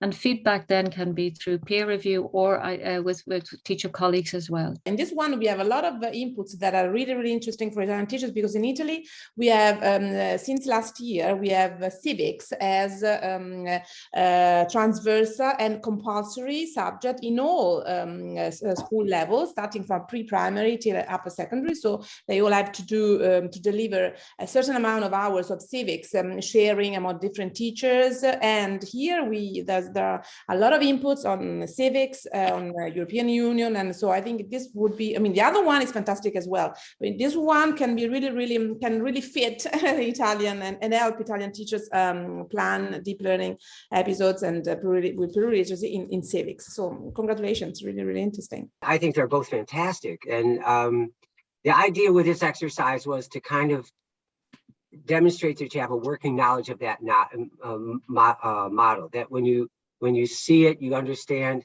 kind of how you can bring it into practice in what you're doing in your classrooms. That's the beginning of where we're going to go now.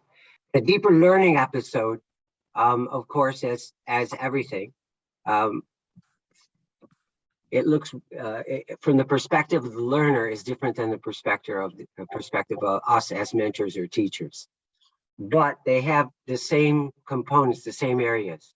On the outer ring, we have, of course, engaging our, the engagement of the student, being engaged, the acquisition of basic understanding and foundational skills, demonstrate basic understanding and reflect, acquire deeper understanding and deep practice, the next level, demonstrate that deeper understanding and mastery, the transfer of that knowledge, present and effect, and then the circle starts again.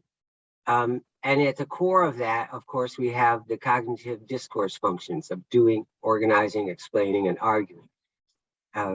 So the student being at the center and going through the process of progression through each level of deeper learning or deeper understanding.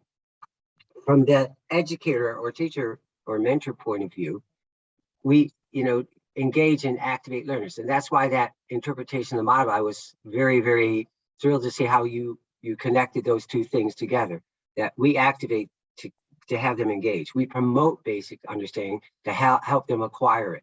We provide the feedback up and forward, feedback, feed up, forward, so they can demonstrate at a higher level their understanding and reflection. We facilitate deeper understanding and deep practice, so they can acquire the deeper understanding and deep practice. Provide feedback again, up and forward, so they can then, again, take that next step. And then facilitate transfer. Transfer isn't a natural product of education. Transfer is learned. Some transfer does occur at some levels naturally, but most of the time it doesn't. To be able to take knowledge skills and language skills from one environment, even one discipline to another, isn't always a natural response. So that transfer has to be guided and facilitated.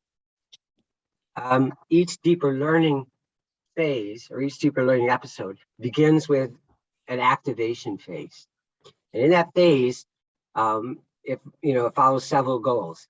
We generate learner engagement. We activate prior knowledge, and a lot of you had put that in your models already.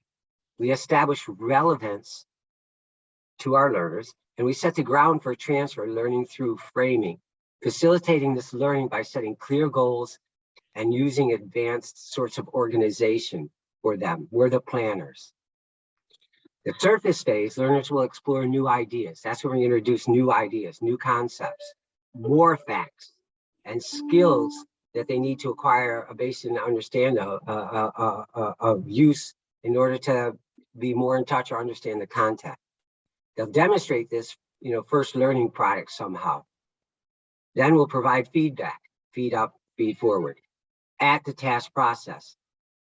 Then comes self-regulation and self-level to help students reflect in their learning. We set that for them. That's the peer feedback, that's our feedback, that's formative and summative assessment. And that will hopefully open pathways for further learning and to sustain their engagement. So we offer new challenges and new problems. In the consolidation phase, learners actually receive opportunities to deepen their understanding and to do deep practice in skill sets. And this could be even in a sense of literature discussion in a language class, provoking the student to engage with a text and how it can be connected to their own lives or to the world as it is today, and to argue or debate it or to question it. Learners will demonstrate deeper understanding and growing mastery of skills through a learning product. And again, the learning products you guys brought out in your models are fantastic. Learning products can be oral. They can be multimodal, which was mentioned before. And again, that guided learning product is for us. That's how we know they know. That's where we see where they are in that line of progression. And then individual or joint reflection. And I like how someone said before, they mentioned group sort of formative assessment, which is wonderful because then the group can reflect. Or it can be specific feedback and subsequent revision activities. And it paves the way again for deeper learning. And the last is the transfer phase. As I said before, when we looked at Bloom's taxonomy, that creativity, of course, is the metacognitive, that very highest level in there. But we feel that above and beyond that creative, and that is partly creative, is that transfer. Being able to understand that what they're doing in this class or in this lesson plan about triangles can be used in everyday practice if they're doing an art project, or if they're doing something else around school, or this European Union or European Parliament thing can be used in discussions when they're looking at history. In the language transfer, as well as the knowledge and skills, the research skills, the explanation skills, all of those things. Learners are challenged to apply their knowledge to different contexts and situations by utilizing their knowledge and skills through investigating, experimenting, problem solving, or decision making. This demonstration of understanding, reflection, and feedback are indispensable parts, and they're ongoing. They're not something that stops. It's this process that keeps on generating the next level and facilitating the next level. Civics is important here as well. We even have a course for our upper level students called Intercultural and International Perspectives. We go to 4 different model United Nations. So the European Parliament is their first step in studying, and working with that, and then they move on. But in the whole thing, one of their goals is to be selected to go to one of these model United Nations. So they go through the whole process willingly, and it's very relevant to them. So the phases of deeper learning, of course, are activation, surface, consolidation, and transfer. And then we looked at the 3 original stages of backward design.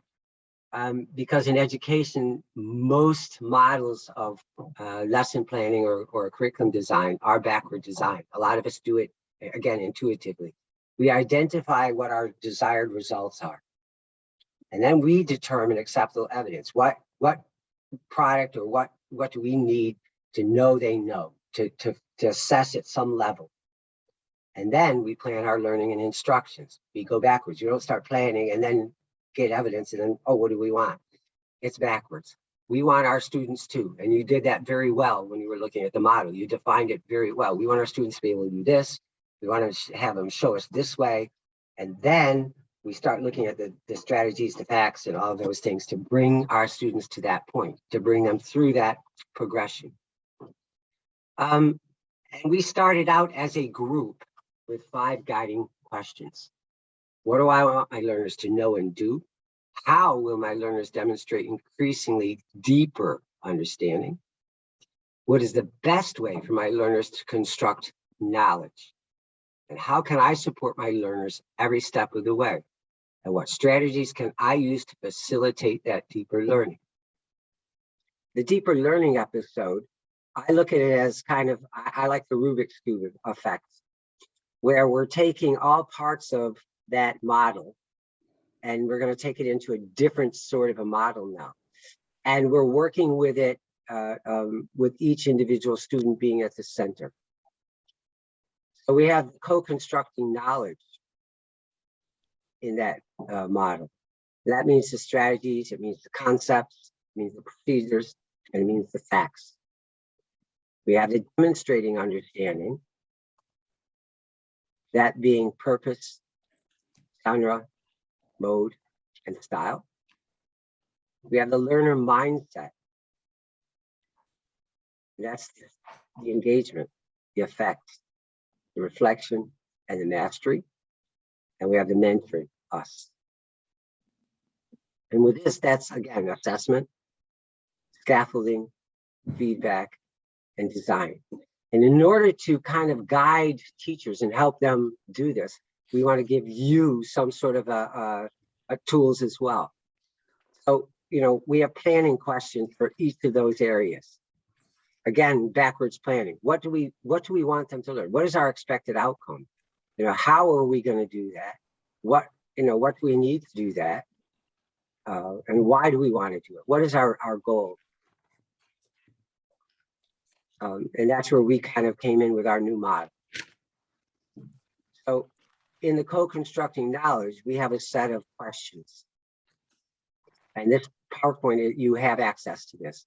I don't want you to memorize all of it, but we talk about inquiry practices and forms of reasoning, overarching concepts, principles, and themes.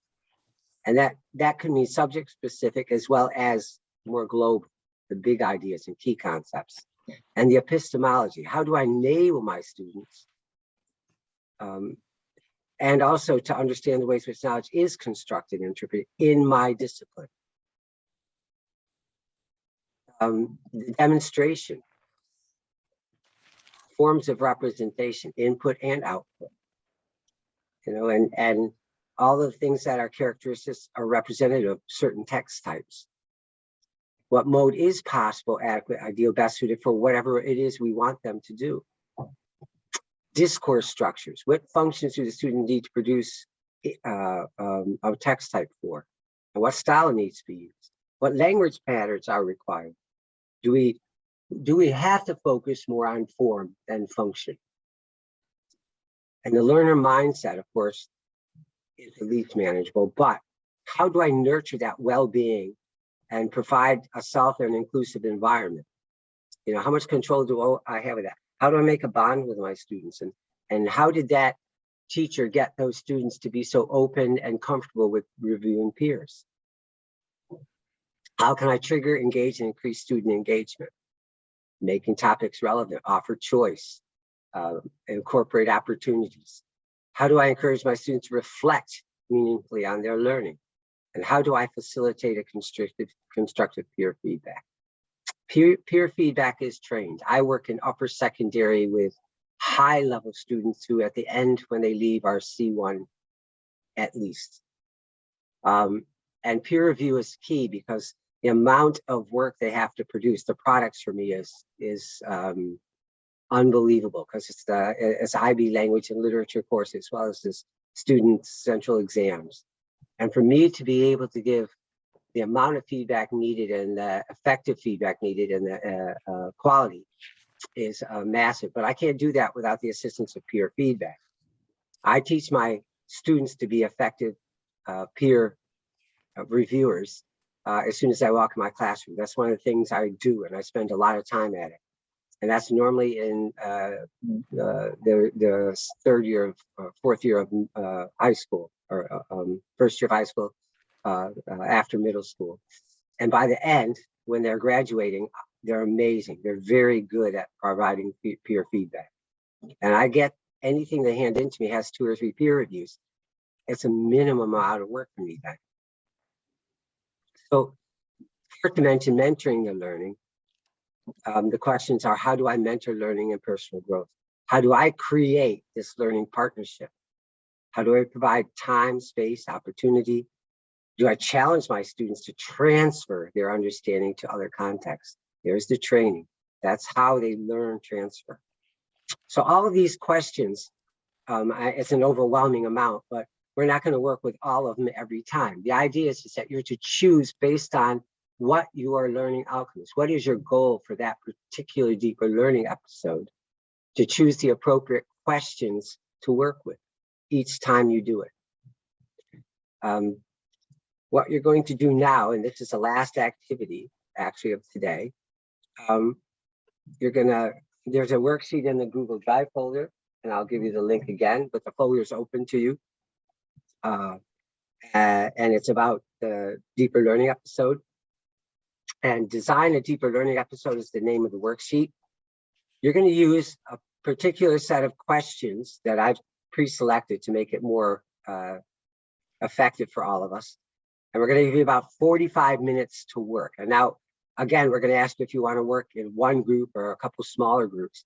But I want you to design a deeper learning episode based on those questions in any subject, any topic, anything you want. You can revisit what you've already done. That's an option. Or you can choose something entirely new.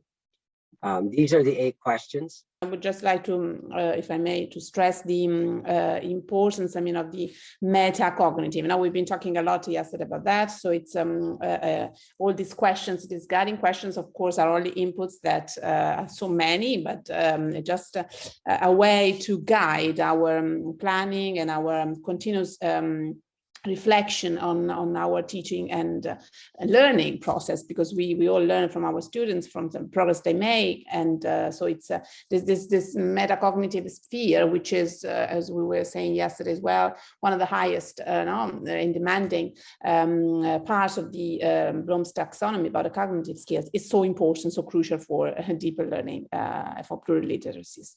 So this is the worksheet. It's the deeper learning episode worksheet. Again, you're going to choose the subject, the topic, and your global goal, and then your deeper learning or specific goal. Map out your, the age range of students, level, and there you can say novice, intermediate, advanced, or all, and an approximate time. Now remember, a deeper learning episode can be part of a class, or it can be 3 lessons. It really is up to you, depending on what it is that you're focusing on. And here, just a general summary of what you plan to teach. And then you're going to answer these questions for the learner mindset, for demonstrating understanding, co-constructing knowledge, mentoring learning. And then just give us some language of learning, language for learning, learning outcomes. What does the learner be able to do by the end of this deeper learning episode lessons? And any assessment methods or tools you may use, and any particular scaffolding or support for your learners you may use. Okay, so we went with what we were working on earlier, which was 2D shape. Oh, great. Maths. Yeah. So our global goal was to acquire the concepts and language associated with 2D shape. And our deeper learning goal, recognize and talk about 2D shape using mathematical language, identify and discuss 2D shapes in the environment. Very good. So the level of our students, we were thinking they'd be in like first class, so around 7. I think that this would kind of be the theme for the week, 2D shape in maths for the week. Our teaching objectives then to identify and name 2D shapes, the triangle, square, rectangle, and circle. Identify and discuss the properties of 2D shapes, for example, sides, angles, lines, etc. Construct 2D shapes from matchsticks and identify shapes in famous buildings, linking the acquired language. So that would be our transfer of learning to other subjects. Oh, fantastic. So how do I encourage my students to reflect meaningfully on their learning? Self-assessment of learning using the traffic light system that we mentioned earlier with the green, orange and red, so they would reflect on their experience of the lesson. A KWL chart, which would identify their prior knowledge and then track progress to see what they had learned at the end of the lesson. And then we said that peer review would be a good idea for more meaningful feedback. We discussed it earlier when we were talking about the video from this morning, that sometimes feedback from peers would be more meaningful to the children than necessarily from the teacher. And then this would also, this peer review, they would be discussing the subject again, so it would be a reinforcement of their learning. How do I facilitate constructive peer feedback? So you'd need to pre-teach the necessary vocabulary for constructive feedback, teacher modeling of feedback for the vocab, etc. Encourage positive constructive feedback and create an environment where children are encouraged to give their own suggestions. So we thought if you kind of got into the habit of letting the children maybe steer some of the lessons and, let them realize that their opinions and their suggestions are valued, that then they would be more inclined to, help with constructive feedback to their peers. Fantastic. Yes. So demonstrating understanding, what text type do I want my students to produce? So a lot of ours is going to be practical work where they're actually constructing things. So to do a text type, it would be oral report, where they're explaining what they have learned through questioning. And then the worksheet would be used. That was a template that we were going to use for constructing the shapes.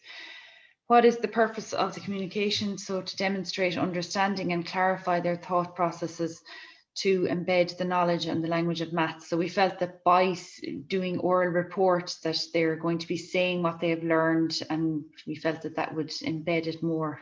Or definitely reinforce yeah, absolutely. Yeah. What factual and conceptual questions need to be asked and answered? So what is this shape? How many sides, angles, etc. does each shape have? And then we said that we do some problem solving. So, you know, where they'd have the matchsticks and they might have a certain amount of them, and we'd say, oh, you need to take away 2 of those and create this particular shape. So we envisage them, you know, working maybe in pairs and trying to solve that practical problem. And that links in then with critical thinking, those word problems that I mentioned. And we thought that tangrams would be a good idea for problem solving and critical thinking. And then that maybe they could analyze any mistakes that they had made together so that they could learn from those mistakes.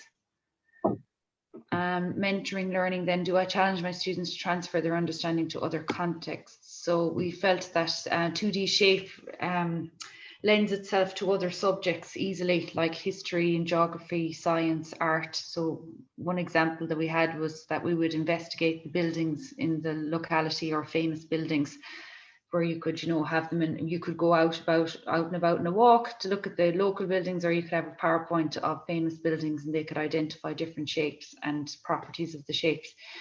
We thought that at home they could go on a shape hunt in the kitchen and find different 2D shapes that we had asked them to find. And then it would also link to other maths topics, for example, 3D shape.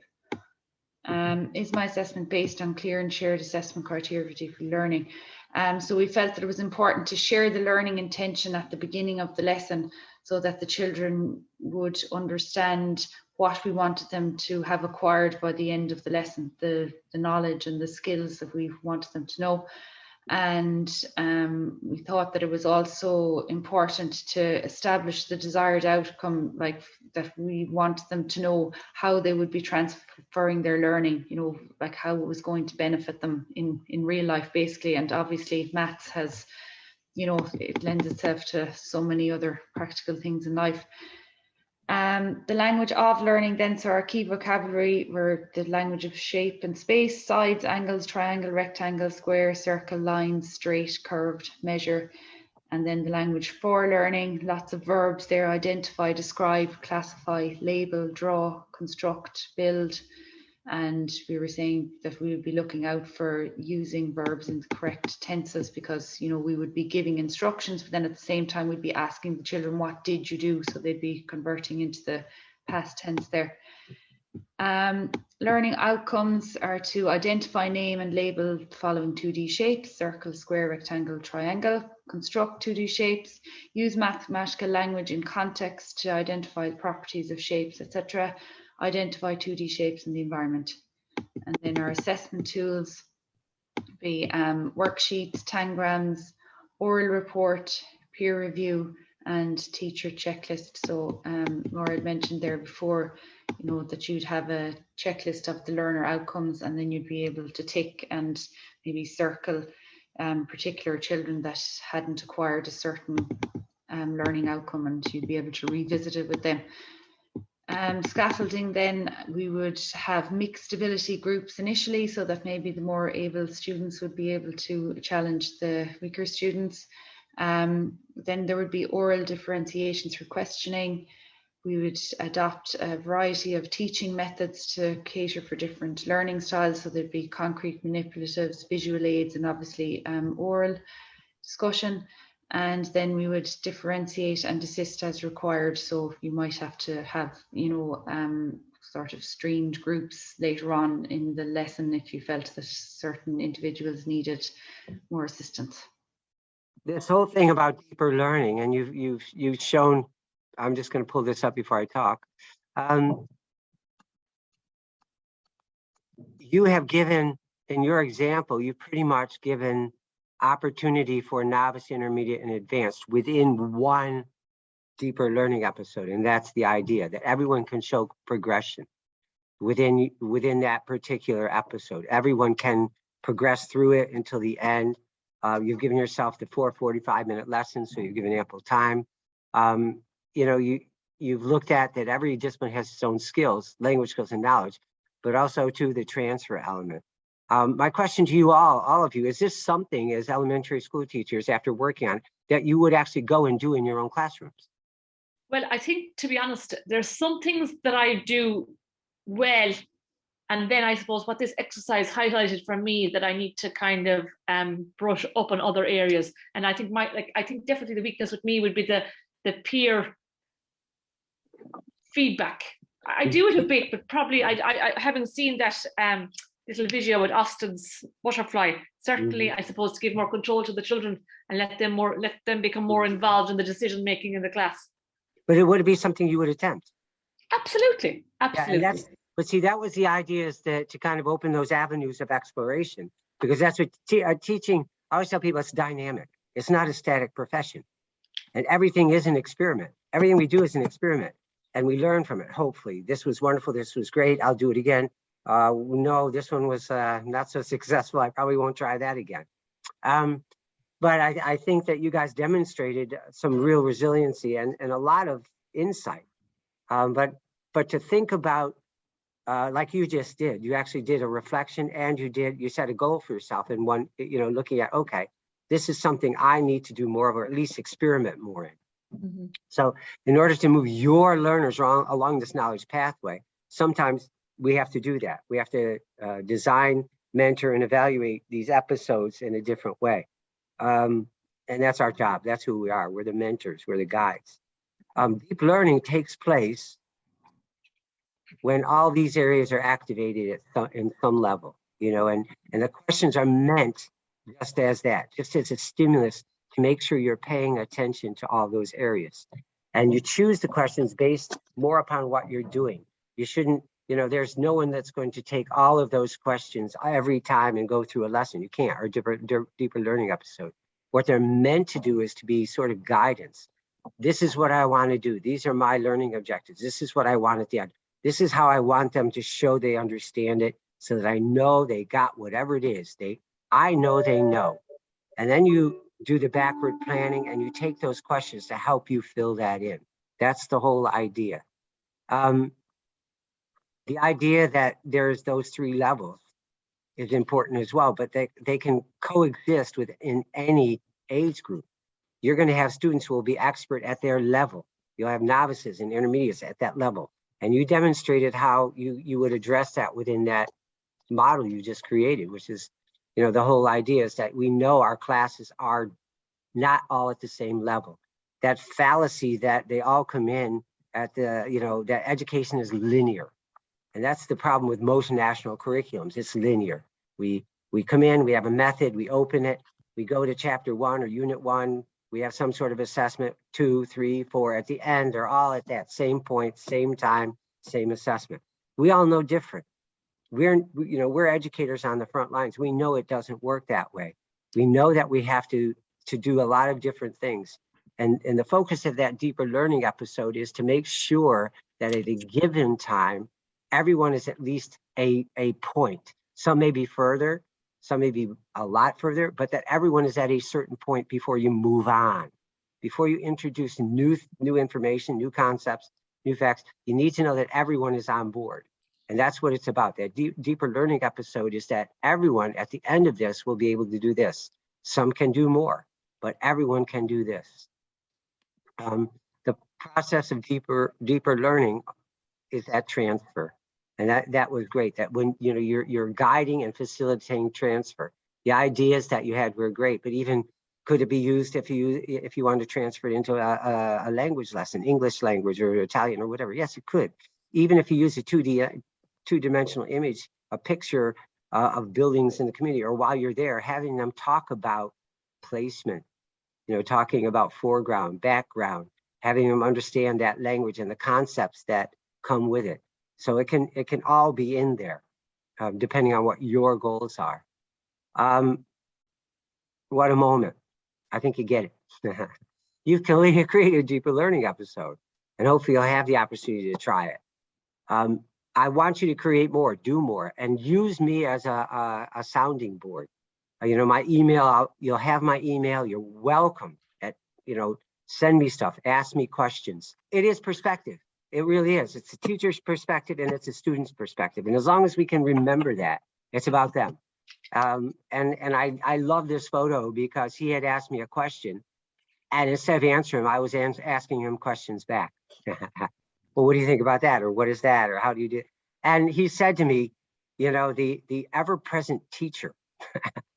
And I said, yeah, that's who I am. I mean, he said it very affectionately, but he said, you're always guiding and facilitating some sort of whatever.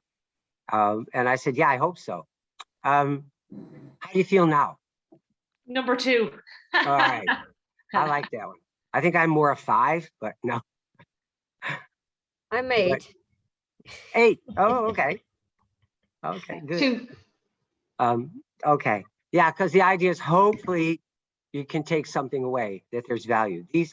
All the materials that I'm using, the PowerPoints, everything are in that Google Drive. And there are links to all the things in those PowerPoints. So you have everything that we ever did and have access to everything, and it will remain yours. It's TAC Ireland. It belongs to you as a group. So if you want to share it and propagate it and do whatever, it's up to you. It is yours. Thank you. Very much. Thank you very much. You know, I had a great time. You guys are great. It was small and mighty.